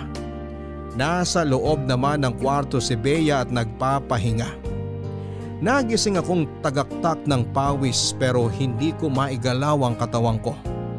Pagdilat ko ay naaninag ng mga mata ko ang isang malaking anino sa paanan ko. Alam kong gising na ang diwa ko noon pero para bang nasa loob pa rin ako ng isang panaginip. Pilit kong ginagalaw ang katawan ko pero hindi ko magawa. Biglang nanakip ang dibdib ko. Sinubukan kong pumikit ulit at nagusal ng maikling dasal. Doon ay unti-unting gumaan ang pakiramdam ko at tuluyan na akong nagising sa pagkakatulog. Matapos ang pangyayaring yon, ay pareho naming napagdesisyonan ni Bea na lumapit na talaga sa isang paranormal expert at hindi na namin ito pinagpaliban pa. Nakahanap kami ni Bea online ng paranormal expert na mahihinga ng tulong. Si Julius. Ikinuwento namin sa kanya ang mga pangyayari sa amin ni Bea. Mula sa pagsama ng pakiramdam ni Bea, sa mga kababalaghan na nararanasan namin sa loob ng unit ko, hanggang sa anino na patuloy na sumusunod sa aming dalawa. Tinawagan na rin namin si Lola Insyang para ikwento sa kanyang lahat at magpaalam na rin na muling makapasok sa bahay. Gusto kasi ni Julius na makapasok sa loob ng abandonadong bahay para mas maramdaman ang lugar. Sa pag-iikot ko sa loob nitong abandonadong bahay, wala naman akong naramdamang bad energy. Sa katunayan, puro mga naiwang vibrations lang na mga dating nakatira rito ang naramdaman ko sa bahay na to. Ang mga tao kasi, may mga energy silang naipapasa sa mga bagay, sa mga gamit, pati na sa mga parte ng bahay. Positive man ito o negative. Karaniwan, sa bad vibrations kumakapit ang bad spirit. So ibig niyo po bang sabihin, wala kayong nakitang multo sa loob ng bahay? Sabi ko naman talaga sa inyo noong una pa lang na wala namang nagmumulto rito, hindi ba? Sinisi niyo pa nga itong bahay sa mga nangyayari sa inyo eh. Pero paano niyo po maipapaliwanag yung nangyayari ngayon kay Bea? Ako mismo, nakita at naranasan ko na rin yung pagmumultong sinasabi niya. Hindi multo ang sumusunod kay Bea, kundi isang elemento. Ano pong elemento? Tulad ng mga kapre o duwende, ganun ba yung sinasabi ninyo? Kaya ako kayo tinawag dito sa labas ng bahay ngayon dahil dito ko ipapaliwanag ang nangyayari sa iyo. Wala sa loob ng bahay ang gumugulo sa inyo, kundi nandito siya sa labas. Sa mismong puno ng akasya na nasa tabi natin. Dito siya nakatira, sa punong ito. Imposible naman yata yung sinasabi mo. Simula pagkabata ko, dyan sa puno ng akasya na yan kami naglalaro. Wala naman kaming kapring nakikita na nakatira dyan eh. Nag-iimbento ka naman yata. Harmless lang naman kasi ang mga elementong nakatira sa mga puno. Usually, sila ang mga bantay ng kalikasan. Katulad doon ang sinabi nyo, bata pa lang kayo naglalaro na kayo rito, hindi ba? Ibig sabihin nun, kilala na kayo. Alam nilang wala kayong masamang idudulot sa binabantayan nilang lugar. Pero sa kaso nila Bea at JD, dayo lang sila. Ngayon lang sila nakita ng nagbabantay dito. Teka sandali, nalilito ako eh. Hindi naman tong puno ang sadya namin nun eh. Itong bahay ang pinasok namin. Pero hindi ba bago kayo pumarito, tahimik ang lugar na ito? Wala nang nakatira rito, wala nang pumaparito, wala nang tumatao. Kaya nung bigla kayong sumulpot sa tahimik na lugar na to, nabulabog sila. Binulabog niyo sila. May tanong ako, bago kayo nagsimula sa ghost hunting niyo, nag-alay ba kayo ng dasal? Humingi ba kayo ng permiso hindi lang sa nagmamayari ng bahay, kundi maging sa mga hindi natin nakikitang elemento na nakatira rito? Hindi eh. Ginulo niyo sila. Ganon ang nangyari. Ngayon, ibinabalik lang nila sa inyo kung anong ginawa niyo sa kanila. So paano natin mapapahinto to? Kailangan ba naming humingi ng tawad o kung anuman? Ako nang bahala dyan. Mag-aalay ako ng dasal para sa nagambala niyo at susubukan kong kausapin na tumigil na ito sa ginagawa sa inyo.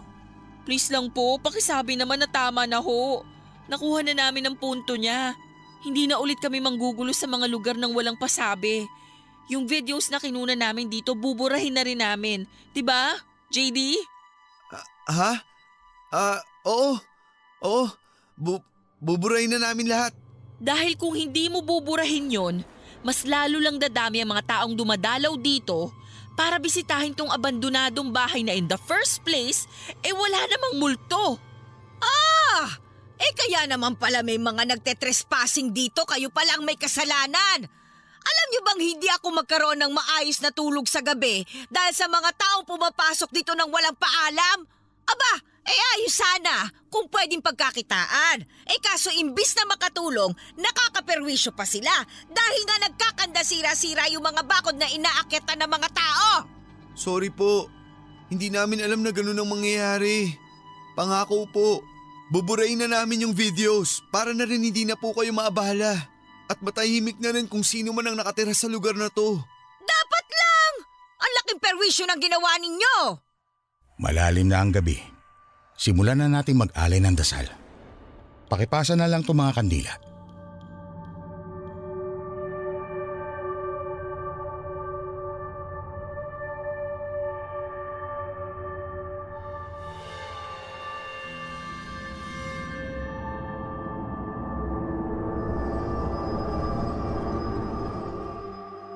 Isang dasal ang inalay ni Julius sa puno ng akasya kung saan umano nakatira ang nilalang na gumambala sa amin ni Bea.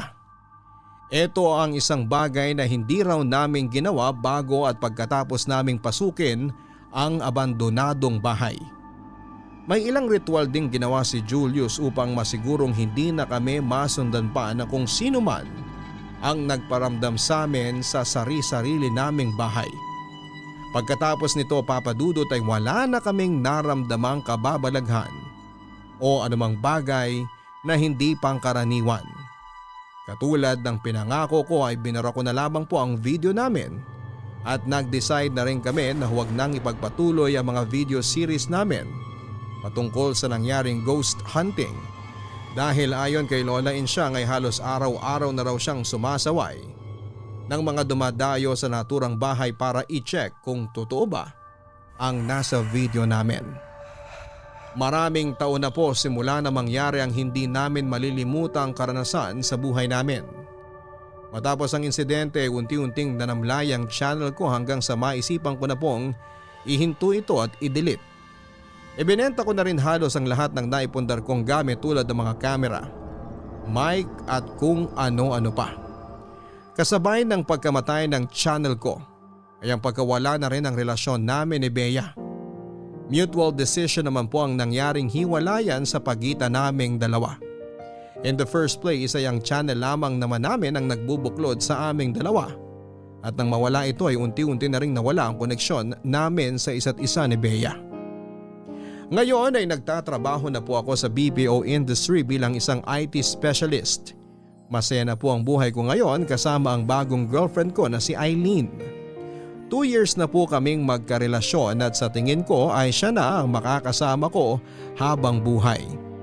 Gayunpaman, ay mananatili pa rin sa puso't isipan ko ang mga aral na natutunan ko kasama si Bea. Hindi lang tayo ang nakatira sa mundong ito. Nakikita man natin sila o hindi ay lagi nating tatandaan na kailangan pa rin nating irespeto ang katahimikan ng bawat isa kung ayaw nating tayo mismo ang bulabugin nito. Hanggang dito na lamang po ang sulat ko, Papa Dudut, at maraming salamat po and God bless. Ang inyong forever kapuso at kabarangay, JD. Respeto.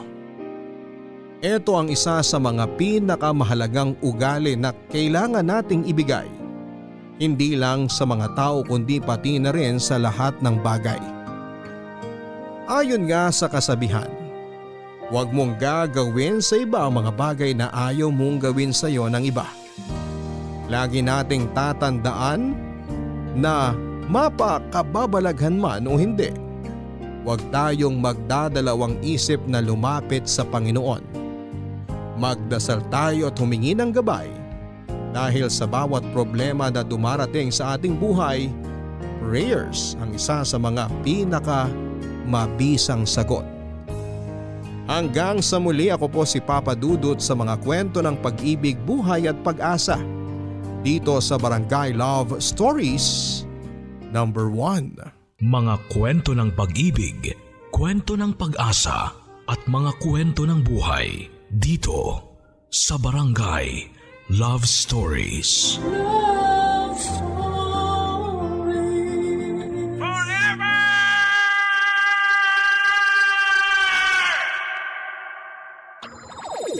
Nagustuhan ng iyong napakinggan? Ituloy yan via live stream sa www.gmanetwork.com/radio.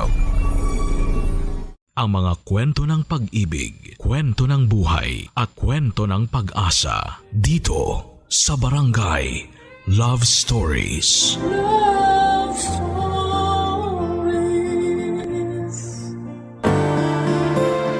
May mga pagkakataon na hindi nasusunod ang ating mga gusto dahil nakikialam ang ibang mga tao. Para sa iba ay mas maganda ang sinasabi nila. Ikaw, kabarangay, susundin mo ba ang sinasabi nila? O mas tiwala ka sa sarili mong pasya? Dear Papa Dudut, ako nga pala si Mimi, 17 years old at malapit nang maging ganap na dalaga. Malapit na akong maging 18 at alam nyo naman na siguro marahil ang ibig sabihin nito. Legal na ang edad ko. Mas malaya na ako kumpara noon. Di po itong masasabi bilang marka ng pagiging dalaging ding papunta sa pagiging dalaga. At syempre kapag debut ay inaasahan na ang lahat na isi-celebrate ito kapiling ng mga mahal nila sa buhay. Excited na nga ako na maranasan ang debut party. Pero hindi gaya ng iba na gusto ng ingrande, ako naman ay doon lang sa simple. Ayoko nga ring magsuot ng gown. Ayokong masyadong mag-abala ng mga tao. Mahiyain at introvert akong tao, Papa Dudut. Alam ito ng mga malalapit sa akin, kaya hindi na siguro sila magugulat kung planuhin kong magkaroon ng debut party na tahimik, simple at konting bisita. Gusto ko ng intimate na debut party at ang best friend kong si Sel ang kasama kong nagpaplano para rito. Isang araw ay pinapunta ko siya sa bahay at sakto naman noon na suspended ang klase namin dahil sa paparating na bagyo. Pinakiusapan ko na rin siyang doon na matulog sa bahay dahil sigurado akong hindi matatapos ng isang buong araw ang pag-uusap namin para sa debut. Oo, at simple lamang ang balak kong debut pero gusto kong planchado ang lahat ng detalye. Para masiguradong masusunod ang lahat ng gusto kong mangyari, Papa Dudut.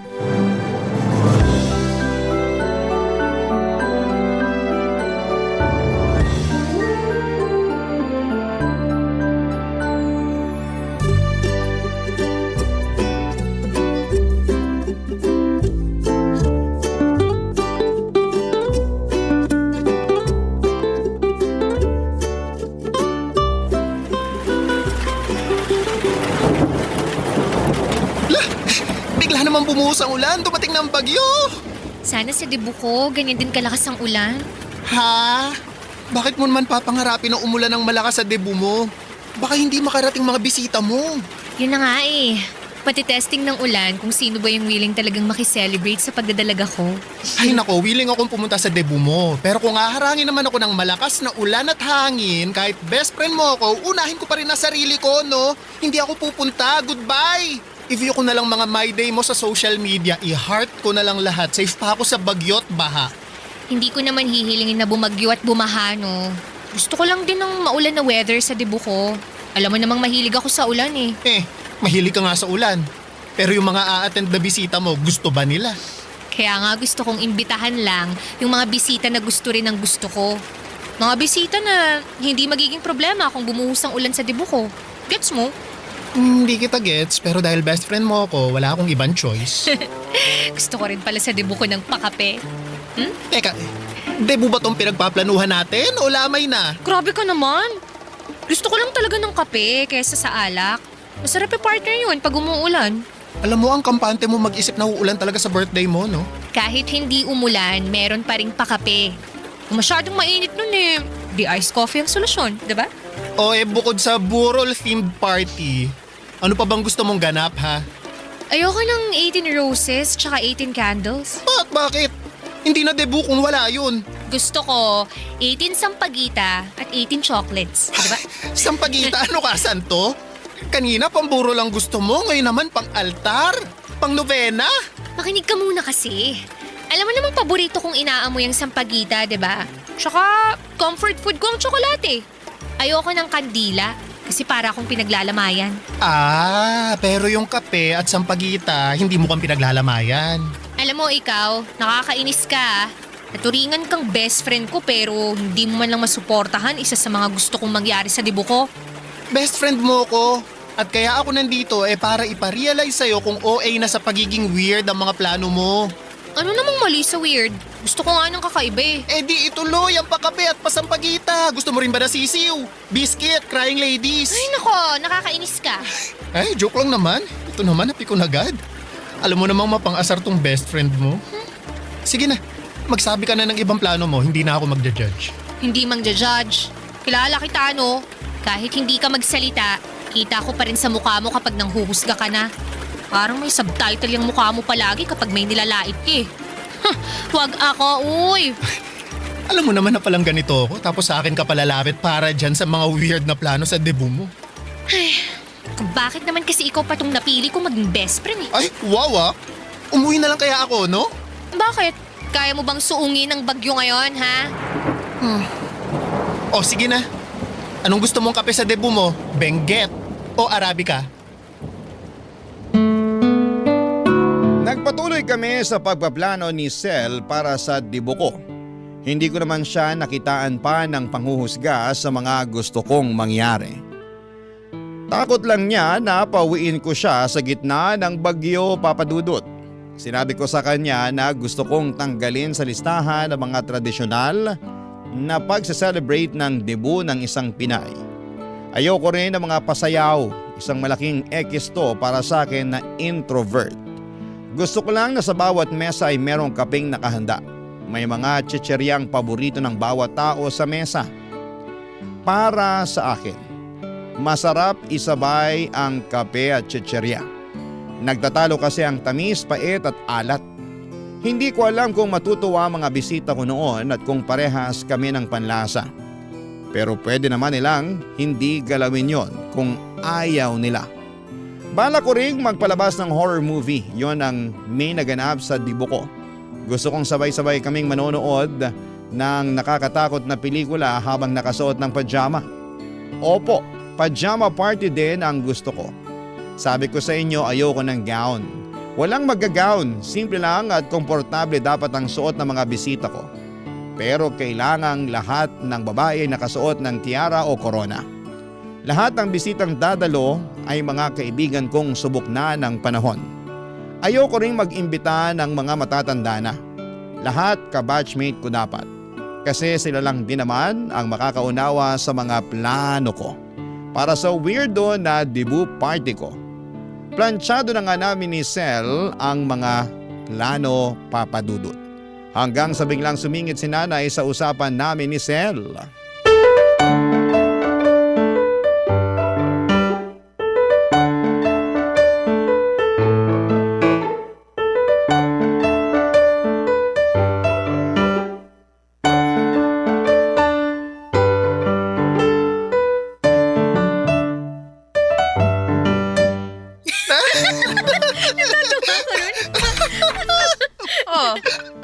busy kayong dalawa. Ay, hindi naman masyado, Nay. Inaayos lang namin yung listahan ng mga bisita para sa debut ko. Sinama mo ba sa listahan si Cap? Yung kapitan po ng barangay natin? Ay, alam nga naman kapitan ng barko, ikaw talaga Mimi. Bakit ko po siya iimbitahan? Hindi ko naman po siya kilala.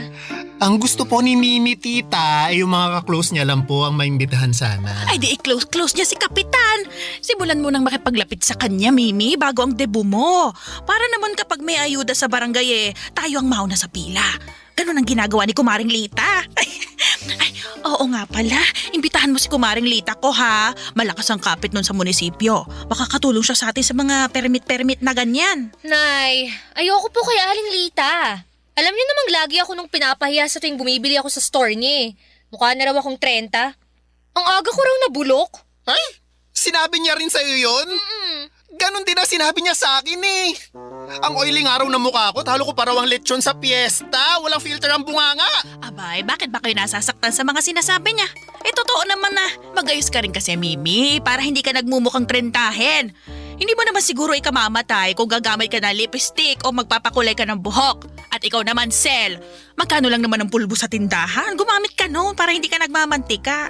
Aray, grabe naman si tita.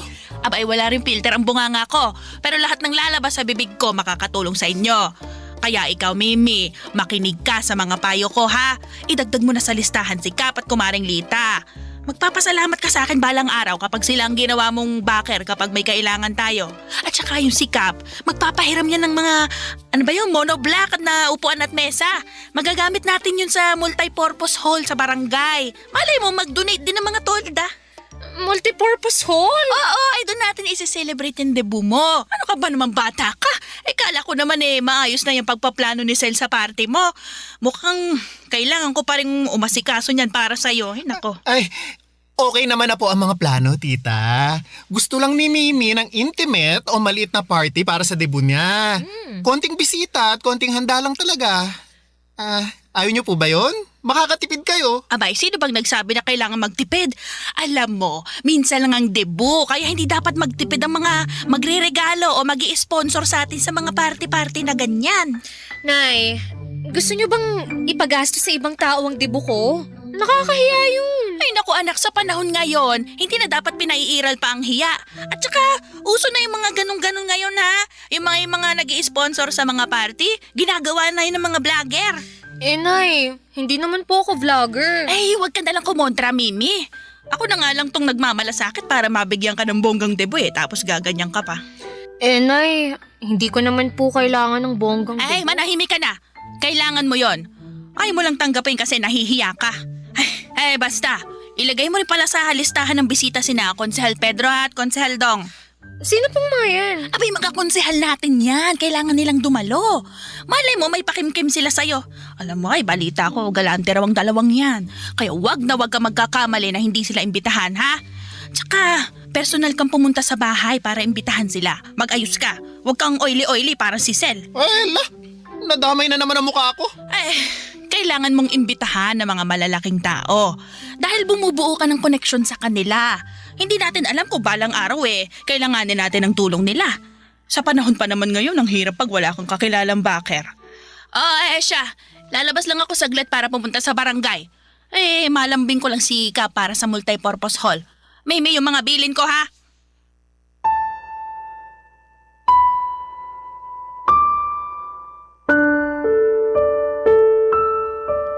Hindi na ako hinayaan ni nanay na depensahan ang mga plano ko para sa debut ko. Tulad ng dati, siya pa rin ang nasunod sa mga kagustuhan niya. Nagkatinginan na lamang kami ni Sel. Ang mga mata ni Sel ay kitang-kita ko na parang nagsasalita at sinasabing inaasahan na niya na ganon nga ang mangyayari. Ganon talaga si nanay. Hindi na ako nagulat pero nasaktan lang. Akala ko naman kasi ay buong puso na niya akong pinagkakatiwalaan sa mga gusto kong mangyari para sa debut ko. Yun naman kasi ang naging usapan namin kaya nagkaroon kami ng chance ni Sel na pagplanuhan yon. Pero bigla na lamang siyang pumasok sa eksena at binura lahat ng pinaghirapan naming gawin. At parang wala lang yon sa kanya. May pagka-controlling si nanay, sa bahay namin siya lang ang patas. Kami ni tatay tahimik at tagasunod lamang niya. Hindi po kami mayaman, Papa Dudut, yon ang sigurado ako. Kaya nga gusto ko lang ng tahimik at simpleng selebrasyon para sa dibo ko. Para rin naman yon sa aming pamilya. Kaya lang ay ayaw naman ni nanay dahil alam niyang meron siyang ibang tao na malalapitan at magagatasan. Ganon ang ugali niya noon pa man. Lagi siyang kumakapit sa ibang tao para sa mga kagustuhan niya. Lagi niyang gustong ipagkalandakan sa ibang tao na bongga ang buhay namin kahit malayo iyon sa katotohanan. Kaya gumagawa siya palagi ng paraan para magkaroon ng koneksyon sa ibang taong mas mataas sa amin para lamang masuportahan ang pagiging social climber niya. Pero pati ba naman sa sarili kong dibu, Papa Dudut, ay gagawin niya. Barangay Love Stories. Barangay Love Stories. Mahilig manggamit si nanay ng mga tao. Masigurado lamang na makuha niya ang kanyang gusto. Naalala ko pa noong bata pa lamang ako ay madalas niya akong tinutulak sa mga ninong at ninang ko kahit na hindi naman Pasko. Kapag kinakapos kami ay lagi niya akong pinapadalaw sa mga ninong at ninang ko at wala silang magawa kundi ang mag-abot ng pera sa akin kahit na labag naman sa kanilang kalooban. Bata pa lamang ako ay natutunan ko nang basahin ang mga mukha ng mga taong hinaharap sa akin ni nanay. Ewan ko. Pero parang yon ang proteksyon ko para malaman kung tama pa ba ang ginagawa namin ni nanay. Pansin ko sa mga mukha nila na ayaw nilang inilalapit ako ni nanay sa kanila. Na parang masyado nang abusada si nanay sa pagdikit sa kanila at panggagamit sa akin. Sa pagkakaalam ko ay meron akong 30 ninong at ninang. Sinadya yun ni nanay para marami ang tumulong sa akin kapag kailangan ko ng panggastos. Naalala ko nga noon na sobrang hiyang-hiya ako nang ilapit ako ni nanay sa isang ninong ko. Malapit na kasi ang pasukan sa eskwela.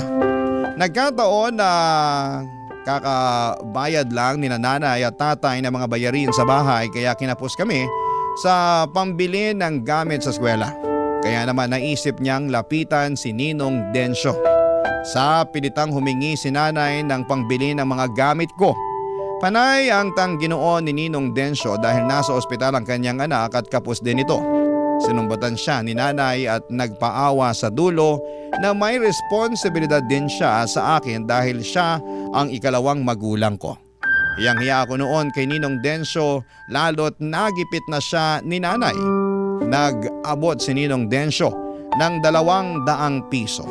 Hindi yon sapat para kay nanay pero wala naman siyang magawa kung yun lang ang kaya ni Ninong Densyo.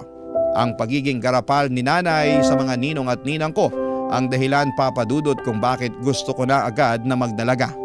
Dahil sa nakasanayan ng mga Pinoy kapag nagdalaga o nagbinata na ang inaanak mo ay hindi mo na obligasyong mag-abot. Pero mukhang hindi ganon ang gustong mangyari ni Nanay Papa Dudut.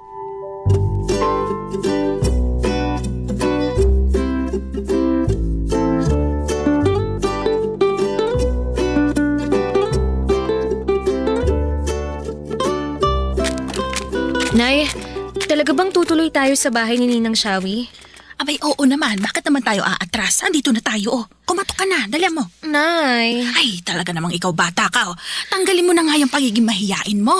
Wala kang mapapala kung uugaliin mo yan hanggang pagtanda. Katok na.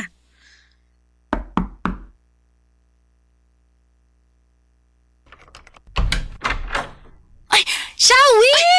Naku, ay kumusta ka na? Ayos naman. Anong ginagawa niyo rito? Uy, magmano ka sa Ninang Shawi mo, Mimi. Dali mo. Mano po, Ninang Shawi? Kaawaan ka ng Diyos, Mimi. Ay, ano bang meron? Bakit kayo napasugod ng walang pasabi? Ay, hindi mo na ba naaalala? Ay, malapit na ang debo ng inaanak mo, oh. Kailangan na andong ka, ha? Ay, oo nga pala. Naku, dalaga na tong inaanak ko. Ano bang wish mo sa birthday mo, Iha?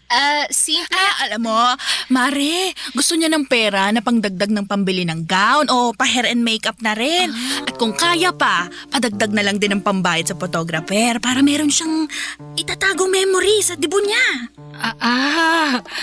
Mas maganda yata kung magrerenta na lang ng gown. Isang beses lang naman gagamitin eh. Hindi praktikal na bumili. Gusto mo bang mawalan ka ng space sa cabinet mo, Mimi? Oo nga po Ay, eh. okay lang naman din ang renta. Pero magkano ba ang willing mong ibigay na cash sa inaanak mo? Para naman matansya namin kung paano ibabudget yung gagastusin sa debut. Teka. Ako ang gagastos para sa gown at makeup ni Abay, Mimi? oo, pati sa photographer. Teka. Bakit ako? Ay, bakit naman hindi? Ikaw tong pinaka-generous na ninang ni Mimi. Hindi ba, anak? Sagot. Nay. At saka magkano lang naman yun kung tutuusin? Kulang-kulang mga 10,000. 10,000? Ay nako, hindi ka ba marunong makinig? Kulang-kulang 10,000. Hindi saktong 10,000. Ikaw talaga, Shawi. Hanggang ngayon bingi ka pa rin. Teka ha. Ginugulat mo naman ako sa gusto mong mangyari, kumare. Medyo malayo pa naman ang debut, kaya kalma ka lang. Kaya mo pa yung pag-ipunan. Huwag ka magulat ha. Uy, may time ka pa naman para paghandaan yung ibibigay mo kay Mimi. Ninang Shawi, kung ano na lang po ang kaya nyo, hindi ko naman po kayo uubligahin. Mimi, nag-uusap pa mga matatanda, hindi ka dapat sumabat. Ay, baka naman pwede nating pagsalitain si Mimi. Kasi tama naman siya eh. Hindi mo ako pwedeng obligahin dahil marami rin akong gastusin na kailangan gawin. Ay, grabe naman. Samantalang nung binyag nitong si Mimi, tanda ko pa ha, ikaw lang tong hinayaan kong mag-uwi ng kalahati ng ulo ng lechon at lahat ng natirang bihon at puto. Tapos ngayon pagdadamutan mo ang pagdadalaga ng inaanak mo? Naku, wag ka naman sanang manumbat, kumare. Sa tingin ko naman marami na rin akong naibigay kay Mimi. Taon-taon, kahit hindi Pasko, nag-aabot ako sa tuwing dinadaanan ko siya rito sa bahay. Ayaw mong manumbat ako. Pero ano yung ginagawa mo? Panunumbat din naman yan, hindi ba? Sayang naman pala ang pagpunta ko rito napahiya lang tong anak kong si Mimi. Kung kailang huling beses na magbibigay ka ng regalo sa inaanak mo saka ka patatanggi. Sa pagkakaalam ko, turo ng mga lolo at lola natin noon, huwag pagdadamutan ng mga inaanak dahil bibigat daw ang buhay mo. Sobra ka namang manakot. Ay, wala akong 10,000 rito. Pero kaya ko magbigay ng 4,000 piso. Kaya lang sa katapusan ko pa maibibigay. Sakto, sahod ng kumpare mo. Abay, dagdagan mo naman ng 1K. Ayaw pang kalahatiin Ay, sige. Para kay Mimi. Naku, kung hindi lang mabait tong inaanak ko sa akin, hindi ako papayag sa gusto mo. Mabait naman pala tong si Mimi sa'yo Bakit hindi mo nalang isaradong 7K? Ako na bahalang humingi sa ibang mga ninang niya ng mga kulang. Sagad na yung 5K, Mare. Kung ayaw mo pang tanggapin, mas mabuti pang magsulian na lang tayo ng kandila.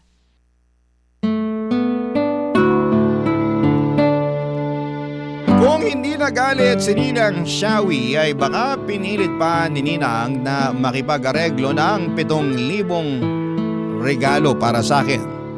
Nakakahiya, pulang-pula noon ang mukha ko. Halos hindi ako makapagsalita noon dahil sa inasta ni nanay. Parang ako pang nahihiya para kay Ninang Shawi. Hindi naman sana siya magbibigay kung hindi pinamukha ni nanay na yun ang huling beses na magbibigay ito ng aginaldo sa akin bilang inaanak niya. Nahiya na tuloy akong dumalaw sa kanya kahit wala naman akong kailangan, Papa Dudut. Madalas kasing dumadaan ako kay Ninang Shawi after ng klase para tumulong sa kanya sa mga gawaing bahay. Mabait kasi si Ninang Shawi sa akin. Madalas niya akong inaabutan noon ng pera pero panayang pagtanggi ko. Puro tsokolate lamang ang tinatanggap ko sa kanya kaya nga sobrang hiya ko nang magmukhang piniperahan ni nanay si Ninang Shawi para sa dibo ko. Hindi lang si Ninang Shawi ang kinuhanan ni nanay ng pera. Pati ang ibang ninong at ninang ko na alam niyang nakakaangat sa buhay, ni-require niyang magbigay ng pera para pangtustos sa mga gastusin para sa dibo ko. Sobrang nakakahiya dahil ako ang nakaharap sa mga ninong at ninang ko habang inuobliga sila ni nanay na mag-abot. Gusto ko nang magpalamo noon sa lupa. Ang ibang ninong at ninang ko na walang pera ay hindi na niya inobliga na magbigay ng pera. Alam naman daw niyang magsasayang lamang siya ng oras sa paghingi. Pero siniguro niyang hindi sila invited dahil wala silang ambag para sa dibo ko.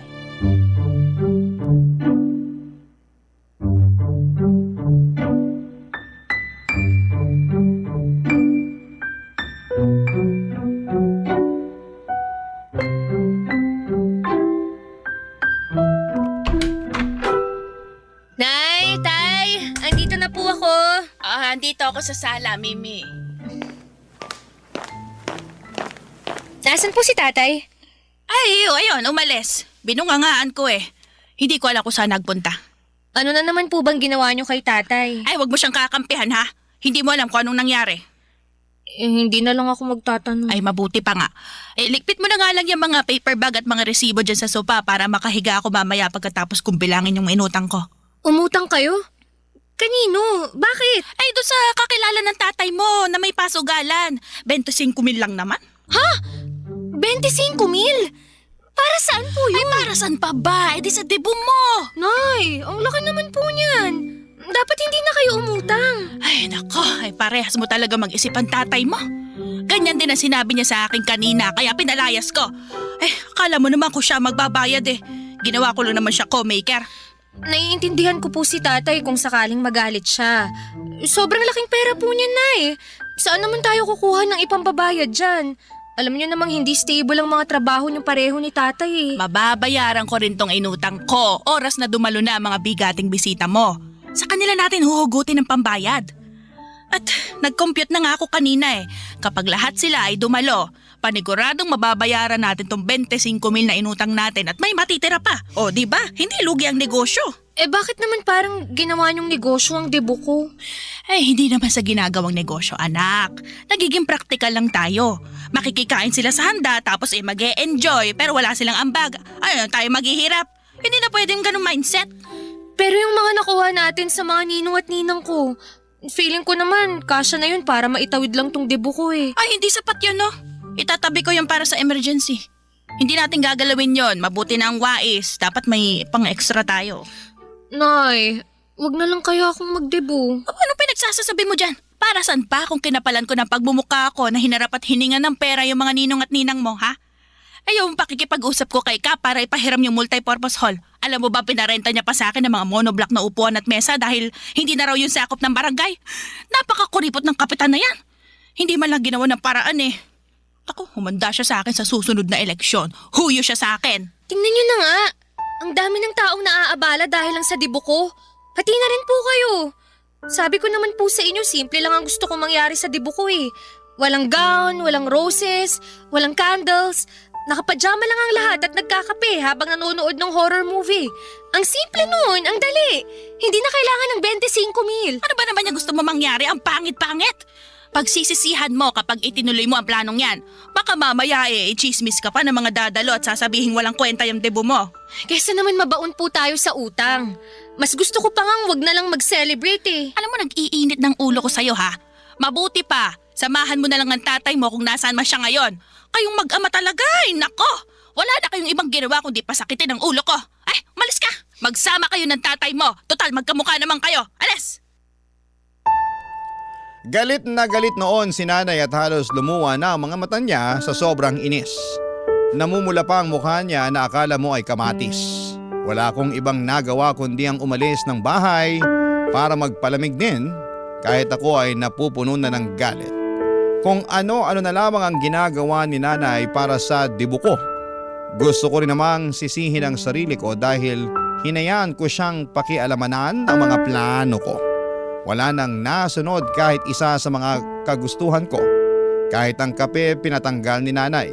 Pinalitan niya ng alak para raw mag-enjoy ang mga matatandang bisita niya. Mga bisita niya? Opo, puro bisita niya halos ang dadalo. Ilan lang ang mga kaibigan kong pinayagan niyang pumunta. Gusto niyang mapera ang lahat ng mga bisita. Habang naglalakad ay hindi ko maiwasang maiyak. Ang lungkot ko, ang tagal kong inabangan ang debo ko. Ang tagal kong ini-imagine ang gusto kong mangyari tapos sa huli wala rin palang masusunod. Ang sakit na sarili kong ina ang tatabla ng kasiyahan ko. Ni hindi man lang ako pinakinggan ni nanay. Ang gusto lang niya ay makakuha ng pera. Ginawa niya akong negosyo, parang pinagkakaitan niya ako. Hindi na siya concerned sa selebrasyon ng pagdadalaga ko. Mas concerned siya sa maibubulsa niya. Mas marami na siyang naplano para sa perang malilikom niya kesa sa gawing memorable ang pagdidibo ko, Papa Dudut. Barangay Love Stories. Barangay Love Stories. Nagpagabi ako sa daan at hindi ako umuwi ng bahay hanggat hindi ko nahahanap si tatay. Panay ang tawag ko sa cellphone niya pero hindi siya sumasagot. Kung sino-sino na ang binulabog kong kakilala niya pero hindi nila alam kung nasaan si tatay. Gusto kong totohanin ang sinabi ni nanay na magsama kami ni tatay. Gusto kong maghanap ng kakampi. Sumabog na rin ako, si tatay lang ang naisip kong lapitan. Alam kong kakampihan niya ako at tulad ko ay alam kong napupuno na rin siya kay nanay. Hindi naman nagtagal ay sinagot na rin ni tatay ang pagtawag ko. Nasa isang bilyaran pala siya. Nasa jacket niya ang cellphone at nakasabit sa dingding kaya hindi niya napansin agad ang pagtawag ko. Nagsumbong ako sa kanya tungkol kay nanay at pinapunta niya ako sa kanya para mapag-usapan naming dalawa. Tulad ng dati, kalmado lang si tatay. Hindi ko talaga alam kung paano niya nakakayanan si nanay. Hindi ko alam kung paano siya kumakalma sa tuwing tagilid na ang mga rason ni nanay sa kanya, Papa Dudut.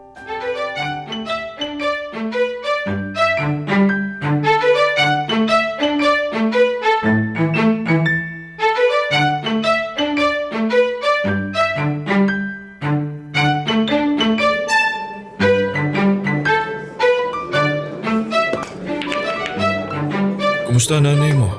Ayun, bungangera pa rin. Kaya nga nilayasan ko na agad bago pa maging Armalite na unlimited ang bala ng bunganga niya. Hindi ko nga alam kung paano nyo natitiis ang pagbubunga nga ni nanay. Mabait naman kasi nanay mo. Maalaga at masikaso. Marami rin siyang sinasakripisyo para sa atin na sa tingin niya kailangan natin. Pero minsan po ba tay, nagtanong siya kung kailangan ba talaga natin yung ginagawa niya? Napagtalunan niyo na naman ba yung debo mo? Sobra na kasi tay eh. Hindi na lang siya nakontento sa mga hiningi niyang pera sa mga ninong at ninang ko. Aba umutang pa ng 25,000 sa kakilala niyo.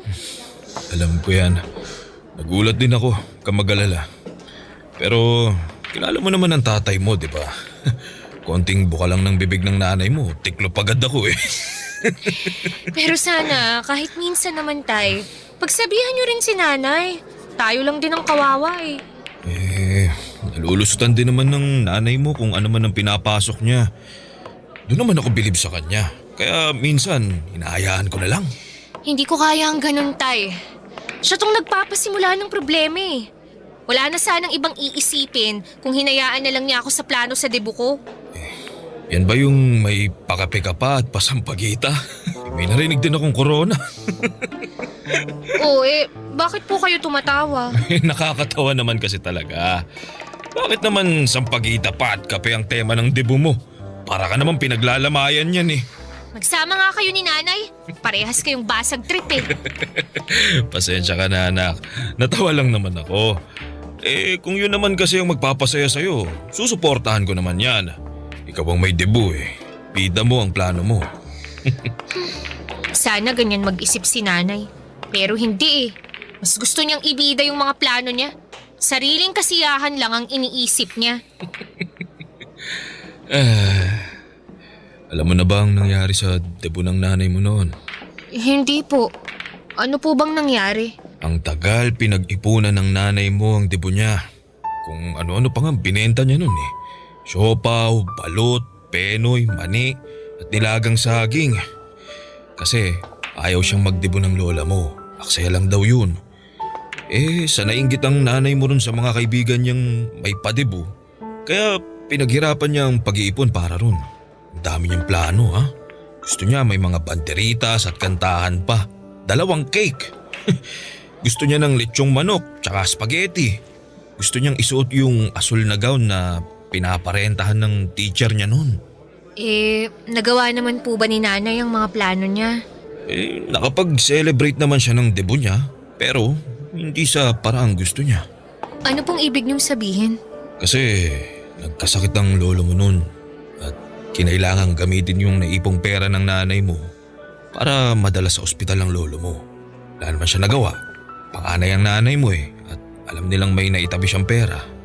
May natira naman po bang pera para sa debut niya? Ang alam ko wala.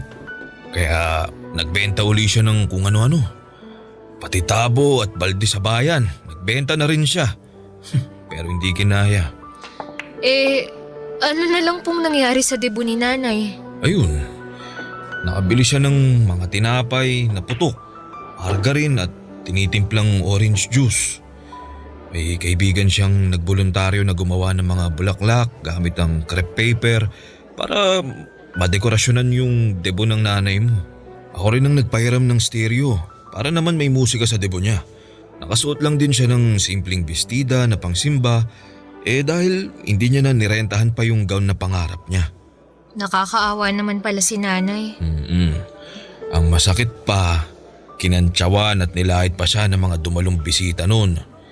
Pinagchismisan ng ilang araw sa barangay namin yun. Nakikikain na nga sila, ganun pa gagawin nila. Kaya nalungkot ang nanay mo nun. Halos di lumabas ng bahay yun. Kaya sana maintindihan mo anak kung bakit ganun kagusto ng nanay mo na maibigay sa iyo ang engranding debut. Dahil siguro kahit man lang sa iyo maranasan niyang matupad ang minsang pangarap niyang selebrasyon. Nalungkot ako sa mga nalaman kong nangyari kay nanay noon, Papa Dudut. Doon ko palang naintindihan kung bakit ganon siya ka-controlling pagdating sa debut ko. Parang sa akin siya bumabawi sa mga bagay na hindi niya nakuha sa selebrasyon ng pagdadalaga niya. Lumambot ng puso ko dahil doon gusto ko na lamang sumunod sa mga kagustuhan niya. Kung para sa ikakasaya niya ay ayos na ako roon. Ayoko maging selfish at puro sarili ko lamang ang iniisip ko. Alam kong debut ko yon pero gusto kong i-share yon kay nanay. Deserve niyang magkaroon ng ganong klaseng debut at inaya ko na noon si tatay na umuwi na. Bago kami umuwi ay bumili muna kami ng spaghetti at litsyong manok para pasalubong kay nanay. Bilin ni tatay huwag ipaalam kay nanay ang tungkol sa mga nalaman kong kwento niya. Sa pagdaan ng mga araw ay hinayaan kong si nanay ang mag-ayos ng debut ko. Lahat ng ginagawa niya, oo na lamang ang sagot ko. Napansin ko ang kakaibang saya sa mukha niya kahit papaano naging masaya na rin ako dahil doon. Pinagpupuyatan pa niya ni nanay ang mga detalye ng debut ko. Halos hindi na niya matanggal ang pagkakadikit ng cellphone sa kanyang tenga. Palagi siyang may kausap sa cellphone niya para asikasuhin ang mga taong involved sa debut ko. Hanggang isang araw ay nakita kong stress na siya. Mukhang may hindi magandang nangyari. Nilapitan ko siya at kinausap ko, Papa Dudut.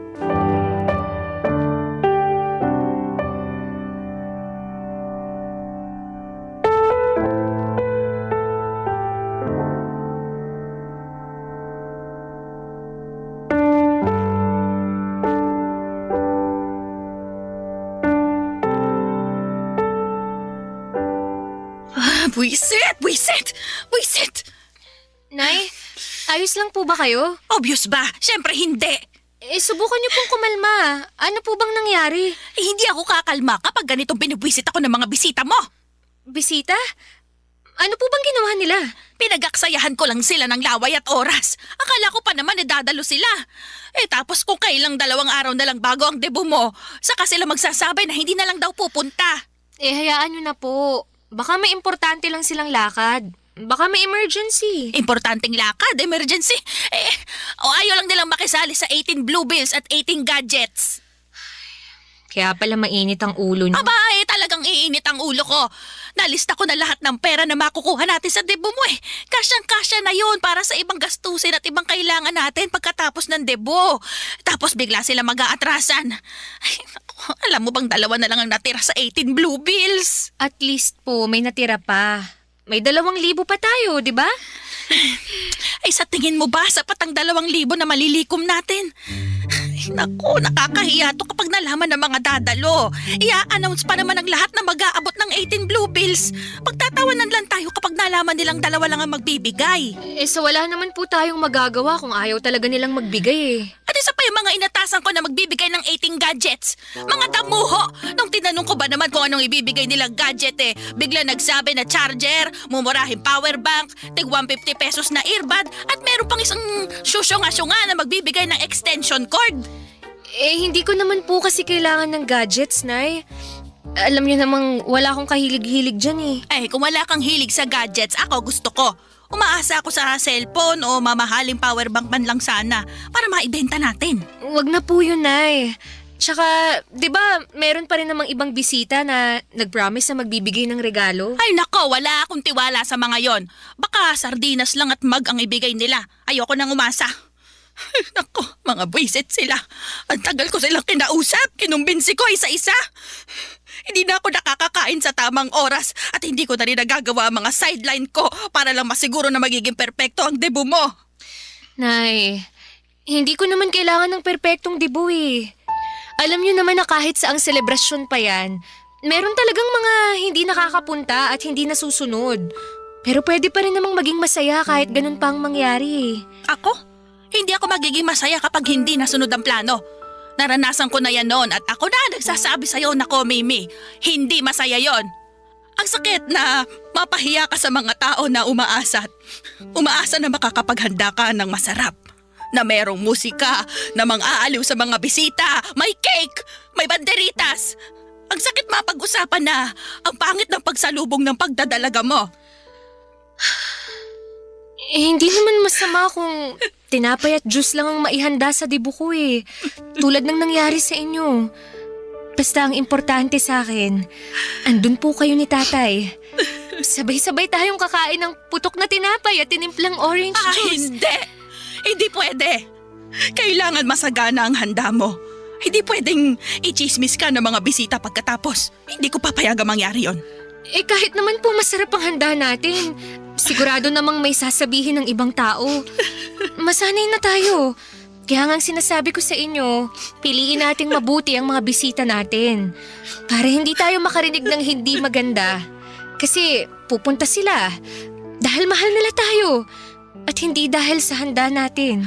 Pero gusto kong bigyan ka ng debut na hindi ko naranasan noon, anak. Gagawin pa rin naman po natin ang nasa plano nyo. Ayos lang po ako ron. Pero huwag sasama ang loob natin, Nay, kung may mga hindi dadalo o hindi masusunod. Kung sakaling kulangin pa rin ang inaasahan yung pera na iaabot nila, di pagtsagaan na lang natin. Nay, alam mo namang hindi mayayaman ng mga kamag-anak, kaibigan at ibang kakilala natin. Ang hirap namang ipilit sa kanila na ibigay yung mga bagay na hindi nga nila kayang ibigay para sa sarili nila. Sa huling sinabi ko ay doon pa lamang kumalma at pumayag si Nanay Papadudut. Alam kong pressured lamang siya para maibigay ang debut sa akin na hindi niya naibigay sa sarili niya noon. Hinayaan na lamang niya ang mga bisita niya na nag-cancel sa 18 blue bills at 18 gadgets. Pati na rin yung ibang hindi dadalo dahil nahihiyang hindi makapagbigay. Ayos lang naman sa akin kahit wala silang maibigay pero ayoko na rin silang pinitin na pumunta kung hindi sila komportable na gumalaw sa debut ko dahil lamang wala silang naibigay. Nerespeto ko kung anuman ang desisyon nila. Doon pa rin kami sa multipurpose hall. Konti lang ang mga upuan at mesa na nirentahan namin dahil nga konti lang din ang dumalo. Hinayaan na rin ni Nanay na tuparin ko ang ibang mga plano ko. Natuloy ang pakape, pasampagita at panonood ng horror movie sa dulo ng selebrasyon ng debut. Hinayaan na rin niya akong magpalit ng pajama bago matapos ang debut ko. Sinurpresa ko nga rin siya ng spaghetti, lechong manok, potok na tinapay at orange juice. Galing ang gastos sa inipon kong pera. Regalo ko yon para kay Nanay para sa efforts niya sa debut ko. At syempre gusto kong mabago ang pananaw at tingin niya sa putok na tinapay at orange juice na nagdulot ng lungkot sa kanya noong debut niya. Gusto kong sa pagkakataong yon ay magkaroon na siya ng masayang alaala sa tinapay at orange juice. Hindi man mabura ang naging alaala ng mga yon sa nakaraan niya. Pero ang importante, matatabunan na yon ang magandang alaala sa kasalukuyan. Maraming salamat po sa pagbasa ng aking liham. Ang inyong forever kapuso at kabarangay, Mimi. Kwentuhan naman tayo dito sa comment section. Ang mga kwento ng pag-ibig, kwento ng buhay at kwento ng pag-asa dito sa Barangay Love Stories. Love Stories. Mapalad ang mga taong may sandigan sa buhay sa pamamagitan ng kanilang mga kapatid. Alam kasi nila na meron silang maaasahan sa oras ng kagipitan at kakampi kapag sinaktan sila ng mundo. Ikaw, kabarangay, meron ka bang butihing kapatid? Dear Papa Dudut, matuturing na biyaya mula sa langit ang pagkakaroon ng kapatid. Lalo na kung ito ay magiging sanggang dikit mo sa buhay. Yun bang kasama mo sa buti at sama ng panahon at handa kang tulungan anuman ang mangyari. Bata pa lamang ay pangarap ko na talagang magkaroon ng kapatid, Papa Dudut. 8 taon din kasi akong naging solong anak ng mga magulang namin. Hirap din kasing magbuntis si nanay at matuturing na himala sakaling mabigyan pa nga nila ako ng kapatid. Pero mabuti ang Diyos. Dahil pinagkaloob nila ang katuparan ng kahilingan ko nang ampunin nila si Clark. Pero bago ko ipagpatuloy ang pagkukwento ay gusto ko munang magpakilala sa inyo at sa mga kabarangay natin. Ako nga pala si Jaymon, 34 years old at taga Silang Cavite. Sa kasalukuyan ay masasabi ko na masaya ako bagaman may kulang sa buhay ko. Paano nangyari yon? Siyempre kasama ko ang aking pamilya at sila ang rason kung bakit ako nagpapatuloy sa buhay. Ngunit, ano nga ba ang kwento ng aming pamilya? Yan ang dahilan kung bakit napasulat ako sa programa ninyong Barangay Love Stories. Magsisimula ang lahat ng 23 anyos pa lamang ako at 15 anyos naman si Clark, Papa Dudut.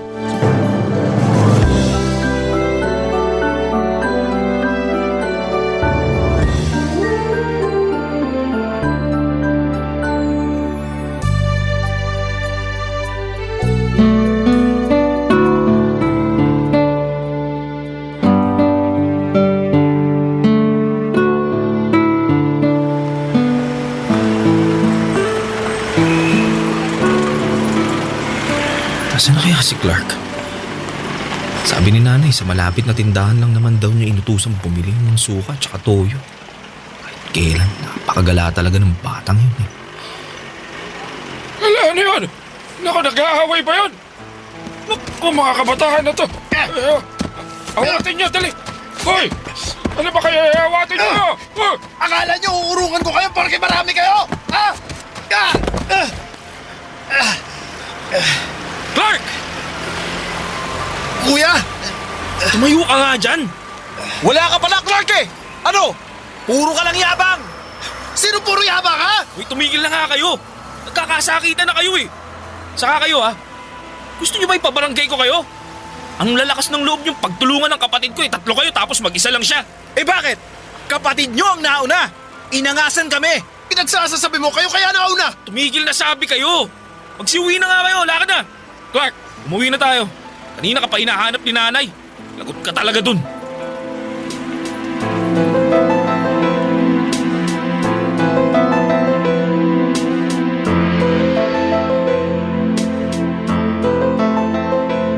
Nay, na yung magaling yung anak. Naabutan ko lang naman na nakikipag-away. Siya lang mag-isa tapos 3 pa yung kalaban. Kaya ko naman sila kung hindi ka lang sana umiksena, kuya eh. Kaya. Kitang-kita ko, hinahalikan mo na nga yung semento pagdating ko eh. Clark naman! Ano bang naisip mo't nakipag-away ka pa? Tingnan mo nga yung itsura mo. May pasa ka sa labi, may gasgas ka sa kamay. Sigurado ka bang ayos ka lang? Eh, baka mamaya may bali ka pa, ha? Halika, ipapadoktor kita. Wag na, Nay. Ayos lang naman po ako. Mababaw lang naman mga sugat ko eh. Saka gagastos pa kayo. Inaalala ka lang naman ni nanay. Saka ako rin. Malay ba namin na tinitiis mo lang pala tapos may masakit na pala sa'yo? Ay, kuya naman eh. Ano ba kasi nangyari? Totoo ba na inangasa mo sila kaya ka nila pinagsusuntok? Siyempre hindi. Sila kaya nauna, inaasar nila ako kaya pinatulan ko. Akala nila mananahimik lang ako sa isang tabi ha. Di ako ganun tao no. Pero sana nagtimpi ka pa rin. Lalo 3 sila, mag-isa ka lang. Di naman sa lahat ng pagkakataon, papairalin mo yung pikon mo. Di mo sila kailangan patulan. Paano na lang kung napuruhan ka, di ba? Tama ang kuya mo, Clark. Pinag-alala mo kami. Mabuti pa, gamutin ko na muna yan sugat mo, ha? Tapos pumunta tayo ngayon din sa ospital para ipa-check up ka. Nay naman eh, wag na. Huwag ka na lang kumontra. Papadudot pinadoktor namin si Clark at buti na lamang dahil wala naman siyang baling buto sa kanyang katawan. Kaya nga napanatag kami ni nanay. Habang pauwi ay kontodo sermon ulit siya sa aking kapatid na napapailing na lamang dahil wala naman itong magawa. Kabaligtaran ko ng ugali ang kapatid kong si Clark, papadudot. Mahiyain ako samantalang malakas naman ang loob niya. Mabibilang lamang sa mga daliri ko sa kamay ang mga taong pinagkakatiwalaan ko kumpara sa kanya, na halos kaibigan ang lahat. Madaldal din siya, tahimik lamang ako. Masipag akong mag-aral noong nasa edad niya pa lamang ako, ngunit may pagkabulakbol at hindi seryoso sa pag-aaral niya ang aking kapatid. Palaaway din talaga siya dahil mabilis mapikon. Sa kabila ng mga pagkakaiba namin ay mahal namin ni Clark ang isa't isa, papadudot. Vocal ang kapatid ko sa pagsasabi niya na iniidolo niya ako sa maraming bagay. Tulad ng pagtugtog ng gitara. Galing sa pag-report sa klase namin noong sabay pa kaming nag-aaral. Pakikipagtalastasan at kahit na nga sa paglalaro ng chess. At minsan ko na ring sinabi sa kanya na hanga ako sa mga kakayahan niya. Na hindi ko nagagawa lalo na at nalilimitahan ako sa pagiging introvert ko, papadudot. Noong nagtrabaho na ako ay nagsimula ng lumayo ang loob namin ni Clark sa isa't isa. Aaminin ko na naging abala na ako sa pagtatrabaho. Focus kasi ako sa pagpo-provide sa aming pamilya dahil gusto ko na pahintuin sa pagtitinda ang nanay namin. Kaya ni mag-usap kahit simpleng kumustahan ay hindi na po namin magawa ng kapatid ko dahil pag-uwi sa bahay ay kinakain ako ng matinding pagod. Tapos dumating sa buhay ko si Mary Grace. Katrabaho ko na nakamabutihan ko. At hindi po nagtagal ay niligawan ko nga't naging kasintahan, papadudot.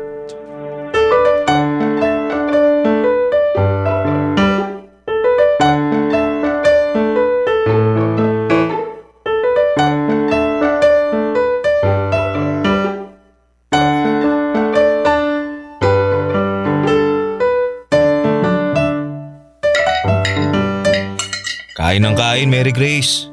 Sarap ang luto ng nanay ko. Oo nga eh. Paborito ko na tong potsero. Panalo! Nako salamat naman kung ganon dahil nagustuhan mo, nak. Excited po talaga ako na matikman tong specialty ninyo. Kasi laging binibida ni Jaymon tong luto ninyo. Talaga? Nako, bigla tuloy akong nahiya. Wag na po kayong mahiya, Nay. Tsaka, totoo naman po yung kinukwento ko kay Mary Grace eh. Tingnan nyo, enjoy na enjoy siya oh. Totoo po. Ang sarap-sarap talaga ng luto nyo. Naku, mukhang mapaparami ako ng kain ito. Ayos lang yan. Basta kumain lang kayo ng kumain, ha? Masaya talaga ako na sa wakas may pinakilala ng girlfriend tong anak ko si Jaymon. At saka, sana ikaw rin ang mapangasawa niya. Ay naman, asawa talaga agad. Oo, bakit? Ayaw mo ba? Gusto pero mga bata pa po kami ni Mary Grace. Saka gusto pa po naming i-enjoy ang pagiging mag-boyfriend at girlfriend namin. Tama po si Jaymon, tita. Ay oo naman, syempre. Teka, asan po pala si Clark? Bakit di natin siya kasabay kumain ngayon? Ay nako, yung kapatid mo, hindi pa rin umuuwi. Talaga po? Sana naman kaya pumunta yung batang yun? Andito na po ako. Oh, Clark, anak. Ay, mabuti naman ay naisipan mo pang umuwi. Uwi mo naman, Nay. Hindi pa naman hating gabi. Ha? Ano sabi mo? Hoy Clark, ba't mo sinasagot ng ganyan si nanay? Bakit, Kuya? Gusto eh, pero... Andito na po ako. Pero mga bata pa po kami ni Mary Grace eh. Tingnan nyo, enjoy ang pagiging mag-boyfriend at girlfriend namin. Andito na po ako. Pagagalitan mo rin ba ako? Napapansin ko parang pinagtutulungan niyo na ako ni nanay ah. Hindi naman yata patas yun, dalawa kayo, mag-isa lang ako. Wala kaming ginagawang masama sa'yo ng kuya mo. Saka, saan ka ba nanggaling? Bakit ngayon ka lang? Ano, sa classmate ko, may ginawa kaming project. Talaga lang project? Kung ayaw mo maniwala, edi wag. Clark, ano ba? Ay, naku, pasensya ka na Mary Grace ha. Nakita mo pa tuloy paano kami mag-away. Pero hindi kami nag-aaway-away dito ha. Pinagsasabihan lang namin yung… May bisita pala kayo? Ay, oo nak, kaya pwede ba umayos ka? Sino ka naman ha? Hoy Clark, yan ka magtanong. Hindi naman ikaw tinatanong ko kuya yung bisita. Hi, ako si Mary Grace. Girlfriend ako ng kuya mo. Girlfriend?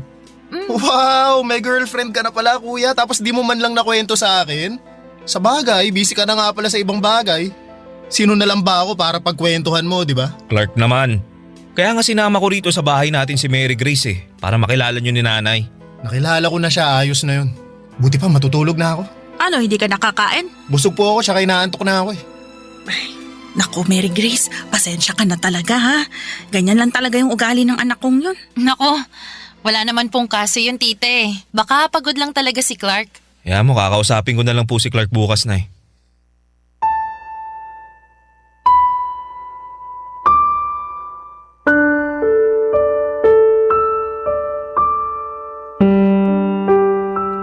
Papadudot aminin kong nagulat ako sa inisyal na reaksyon ni Clark nang makita niya si Mary Grace. At mas nabigla pa ako sa kung papaano niya ito patunguhan habang tumatagal. Bastos, walang modo para sa akin ang datingan noon, kaya naman kinain ako ng hiya para sa aking girlfriend at pag-aalala na ayawan niya ang pamilya ko. Buti na lamang at nandyan si nanay para sawayin ang kapatid ko dahil hindi ko kayang magalit ng todo-todo kay Clark. Mabuti na lamang at wala lang kay Mary Grace sa mga nangyari. Kesyo meron din daw siyang mga nakababatang kapatid. At parang naka-default na sa ugali nila ang ganung mga kilos at pananalita. Sa kabila ng lahat ay hindi ko pa rin napigilang malungkot, mainis at magtampo sa kapatid kong si Clark. Dahil pakiramdam ko ay hindi lang sina nanay at Mary Grace ang binastos niya ng gabing yon, kundi ako rin na kuya niya. Kaya nga ginawa ko ang bagay na sa tingin ko ay nararapat kong gawin, at yon ay ang kausapin siya. Pero nauwi lamang ang pag-uusap namin sa matinding pag-aaway. Barangay Love Stories. Barangay Love Stories. Papadudod, sinabi ni Clark sa akin na masyado ko raw pinagtatanggol si Mary Grace. Samantalang noong ko lamang ito nakilala. Sinagot ko siya na normal lamang yon dahil girlfriend ko na nga ito.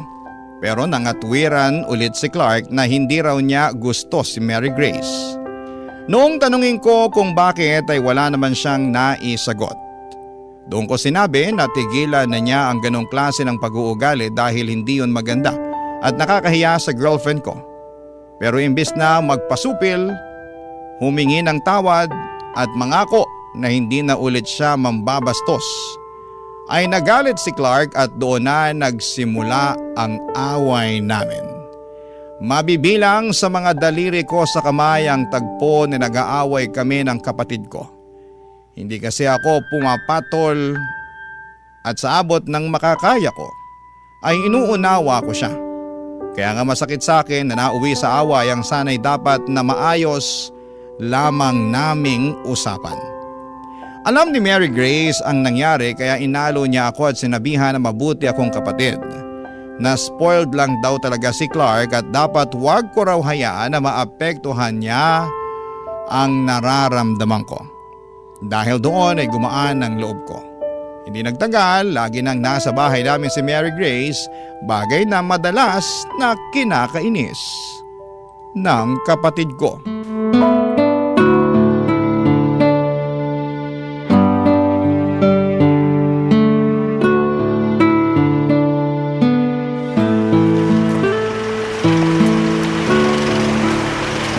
Tingin ko wala naman ako nakalimutan. Soft drinks, potato chips, Sigurado matutuwa nito si Mary Grace. Bakit ba kasi lagi kang nandito? Wala na ba kayong ibang tambayan ng kuya ko bukod dito sa bahay ha? Ano ba kasing masama na nandito ko? Kuya mo naman nagpapunta sa akin dito. Teka, si Clark at Mary Grace ba yun? Ano kayo nangyayari sa kanila? Nag-aaway ba sila?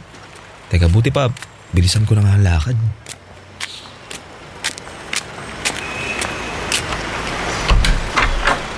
Ano?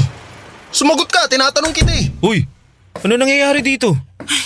Buti naman dumating ka na, Jaymon. Bakit? May problema ba? Tsaka, ano yun? Nag-aaway ba kayo ni Clark? Hindi wala akong ginagawa dyan sa jowa mo, no? Anong wala? Kanina lang tinataasan mo ako ng boses. Jaymon, yung kapatid mo inaaway ako. Bakit daw ako nandito sa bahay ninyo? Totoo naman palagi ka na lang nandito. Wala ka bang bahay? Ako nagpapunta kay Mary Grace dito sa bahay. Bakit ka ba nagagalit? Hindi ako galit, kuya. Nagtatanong lang ako. Kaya nga, bakit mo ba tinatanong? Wala naman kaming ginagawang masama. Di naman siguro kami nakakaabala sa'yo lagi kang wala sa bahay natin. Bigla-bigla ka na lang susulpot kung kailan mo gusto tapos magkakaganyan ka pa.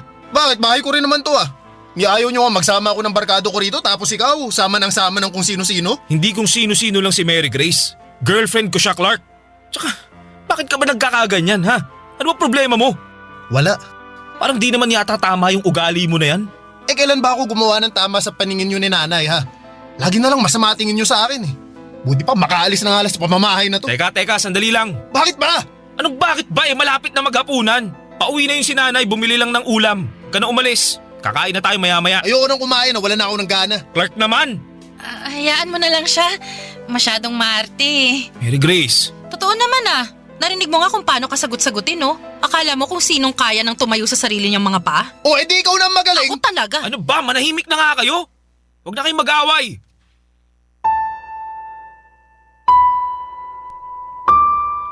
Papadudot, hindi ko intensyon na awayin si Clark, ngunit may mga bagay talaga na hindi maiiwasang mangyari lalo na kapag nadala na kayo ng emosyon. At yun ang dahilan kaya nauwi na naman sa matinding away ang pagsasaway ko lamang dapat kay Clark. Nagkasakitan kami ng loob mula sa mga salitang binitawan namin sa isa't isa. At aminin kong labag sa loob ko ang mga nasabi ko sa kanya. Dala lamang yon ng matinding galit dahil sa mga sinabi niya laban sa akin. Pero yon ang naging mitya, kaya naglayas si Clark.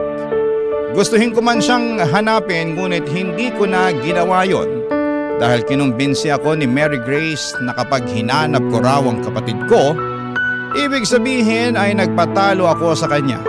Si nanay na lang ang naghanap kay Clark na hindi nagtagal ay napauwi rin naman niya. Simula noon ay tumaas ang pader na namamagitan sa amin ng kapatid ko. Lalong lumayo ang loob namin sa isa't isa hanggang sa tuluyan na akong nag-focus sa relasyon namin ni Mary Grace. Nabuntis ko siya, lumipat kami ng bahay, at bumuo ng sarili naming pamilya makaraan ang 5 taon. Kaya lang, marami rin kaming pinagdaanan ni Mary Grace. Lalo na nung nawalan ako ng trabaho matapos akong magkasakit. Kaya kinailangan ni Mary Grace ang maghanap buhay habang nagre-recover ako ng mga panahong yon, papadudot.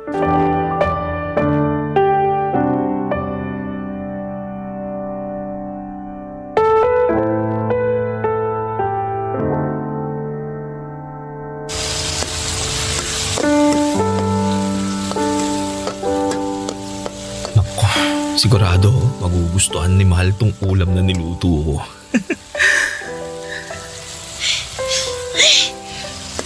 Anong amoy yun? Ang baho naman. Mahal, andiyan ka na pala.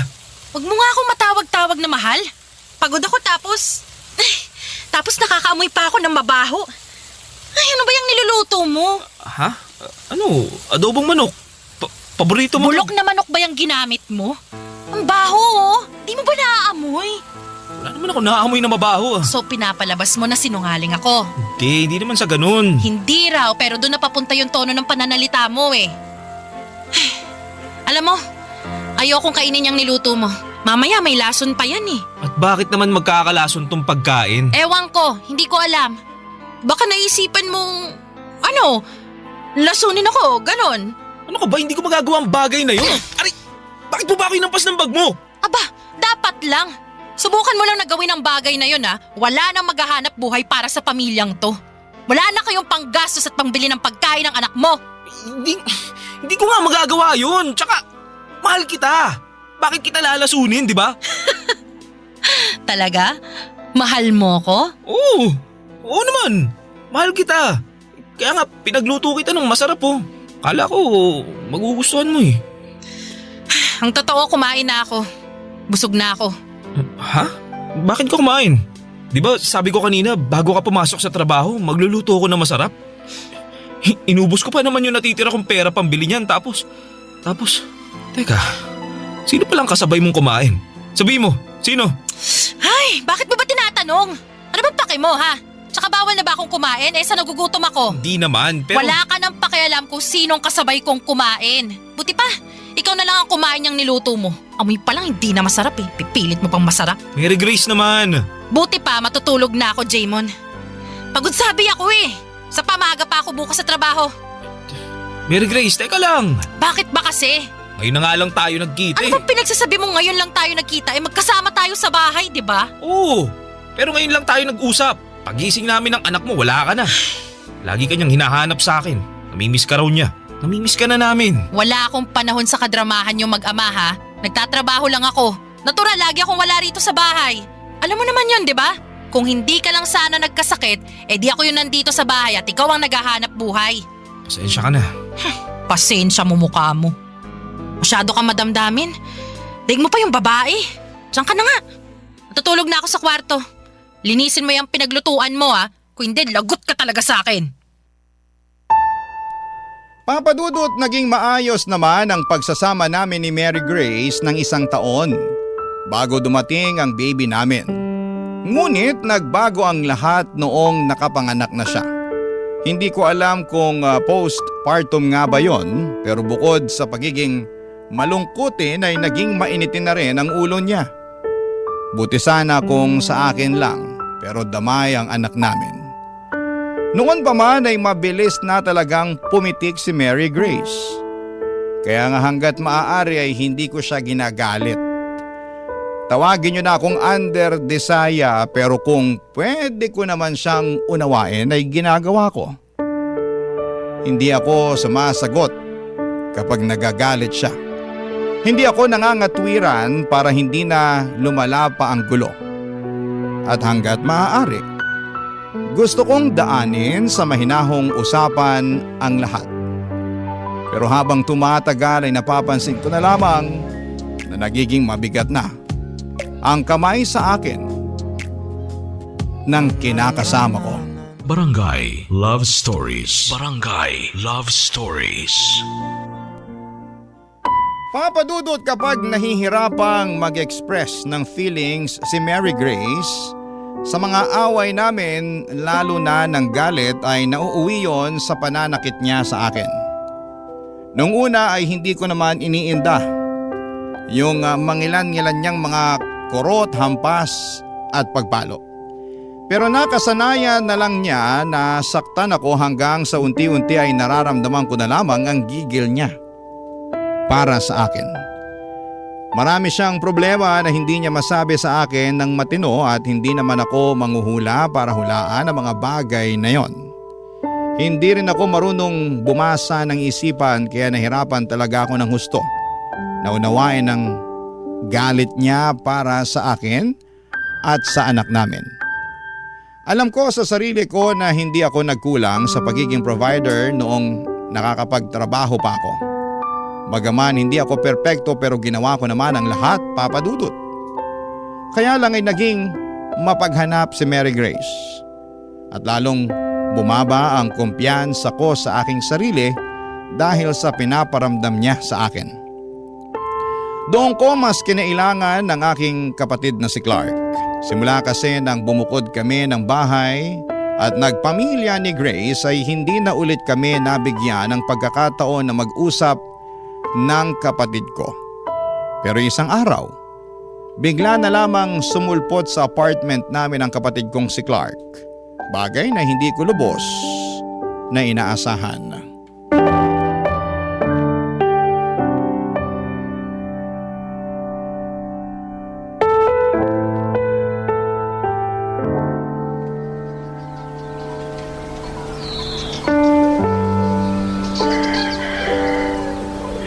Buti naman at binisita mo ako rito sa inuupahan namin, Clark. Oo kuya, totoo.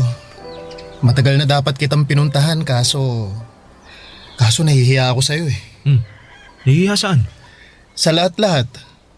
Lalo na hindi na rin naman tayo close katulad nung dati, nung mga bata pa tayo. Tapos naisip ko na baka galit ka sa akin kasi naging pasaway at barumbado akong kapatid nung araw. Di naman ako galit sa'yo. Siguro nagtampo lang. Pero wala na yun. Tapos na yun eh. Matagal ng panahon lumipas ang bagay na yun. Kung para sa ikatatahimik mo, sige, napatawad na kita kahit wala ka naman talagang kasalanan. Salamat. Kumusta ka na? Bakit parang ang payat mo na? Saka bakit di ka na dumadalaw dun sa bahay? Sabi ni nanay, miss na miss ka na raw niya.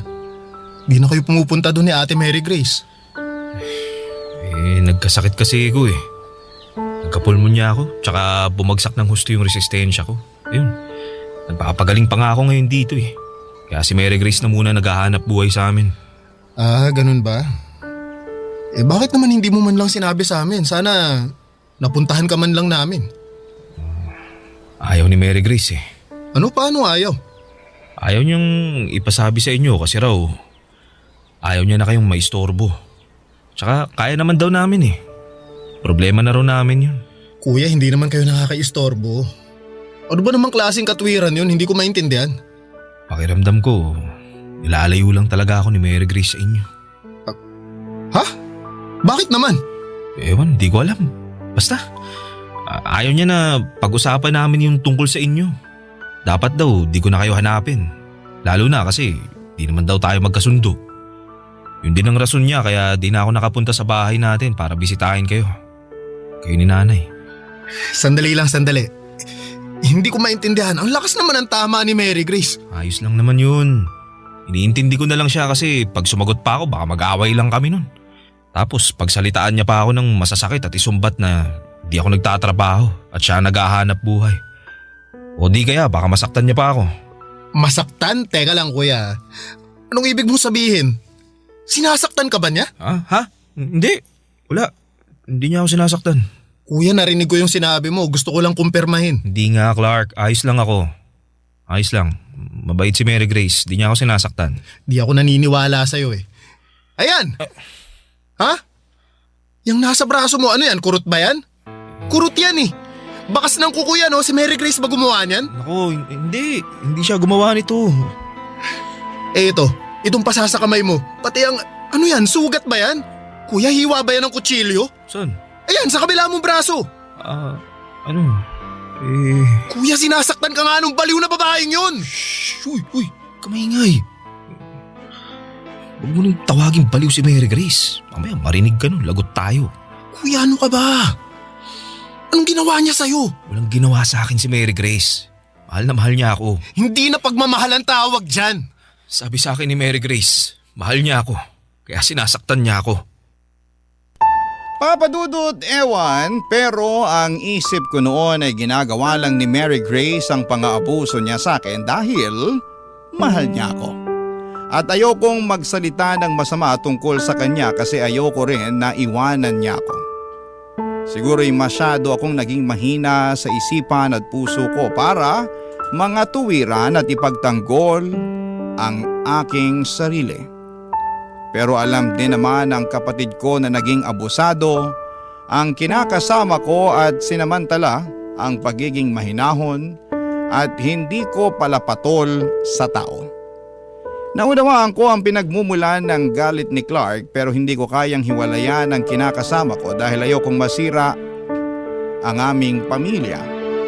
Sa katunayan ay plano ko na ngang pakasalan si Mary Grace, Papa Dudut.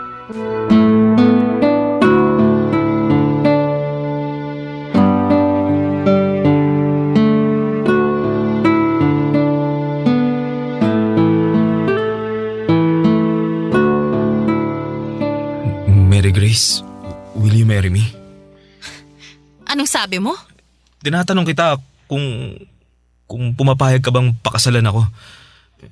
Gusto na kasi kitang maging asawa eh. Paano kung sabihin ko sa'yong ako naman ang may ayaw na makasal sa'yo at maging asawa ka? Bakit naman? Di ba matagal naman na nating plano na magpakasal? Noon yun, nung masyado pa akong in love sa'yo. Pero ngayon hindi na. Kasi narealize ko na marami pang ibang lalaki dyan bukod sa'yo. Yun bang kaya akong bigyan ng magandang kinabukasan? Yung hindi na ako magtatrabaho para buhayin ang pamilya natin? Yung magaling din sa kama? Di katulad mo? Teka, anong ibig mo sabihin? Ang hina mo naman umintindi, Jaymon. Kailangan ko pa bang ipaliwanag ng mabuti sa'yo para maintindihan mo? Sa hindi ko nga talaga maintindihan. Oh, sige! Sige! Ipapaliwanag ko sa'yo para maintindihan mo. Makinig ka mabuti ha, dahil hindi ko na uulitin ang sasabihin ko. Jaymon, may iba na ako. At plano ko nang sumama sa kanya. Ha? Ano sinasabi mo? Bakit ka naghanap ng iba, Mary Grace? Dahil ayoko na sa'yo. Pagod na akong makisama sa tulad mo, kaya naghanap na ako ng iba. Swerte dahil meron na akong nakilalang mas higit pa sa'yo. Yung mas gwapo, mas mapera, mas magaling sa kama. Kaya dyan ka na. Aalis na kami ng anak mo. Iiwan ka na namin. Wag niyo akong iwan. Parang awa niyo na, Mary Grace. Parang awa niyo na, wag kayong umalis. Wag! Mary Grace!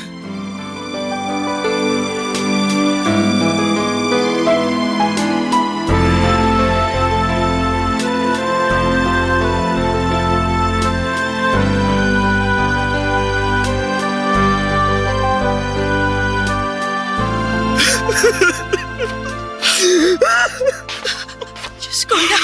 Jaymon! Anak ko! Nay, buti po pumunta kayo. Oo, kuya.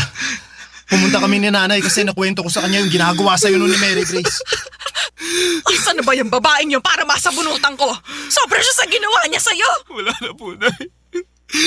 Wala na po sila ng anak ko. Umalis na po sila. Iniwan na po nila ako. Ha? Anong ibig mo sabihin umalis? Saan sila nagpunta, kuya? Sumama na sa ibang lalaki si Mary Grace. Hindi na raw niya kasi ako mahal. Iniwan na niya ako. Wala na sila ng anak namin. Grabe. Napakawalang hiya talaga niya. Ang kapal naman ang mukha niya. Hayaan mo na, anak. Andito naman kami ng kapatid mo eh. Hindi ka namin iiwan mag-isa. Kasama mo kami, ha? Magkakasama na ulit tayo.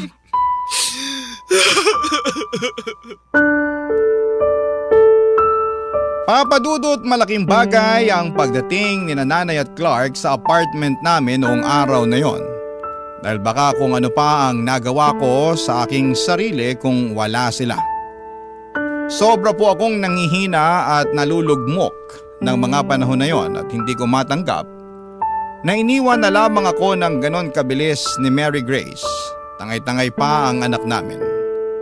Matagal bago ako nakarecover pero buti na lamang at hindi ako sinukuhan nila nanay at ni Clark. Si Clark ang kasama ko sa aking counseling dahil kinailangan ko yon upang makausad sa trauma mula sa pang-aambuso sa akin ng dati kong kinakasama. Sa kasalukuyan ay masasabi ko na nasa maayos naman ang disposisyon ko sa buhay, sa araw-araw na ginawa ng Diyos. Ay nabibigyan ako ng pag-asa na tuluyan na akong makakawala sa masakit kong nakaraan. Hanggang dito na lamang po, Papa Dudut, ang sulat ko at maraming salamat po sakaling mapili po ninyong i-ere ang aking kwento sa inyong istasyon. God bless and more power sa inyong lahat. Ang inyong forever kapuso at kabarangay, Jaymon. Anong say mo sa Barangay Love Stories na ito? Pagkwentuhan natin sa comment section yan.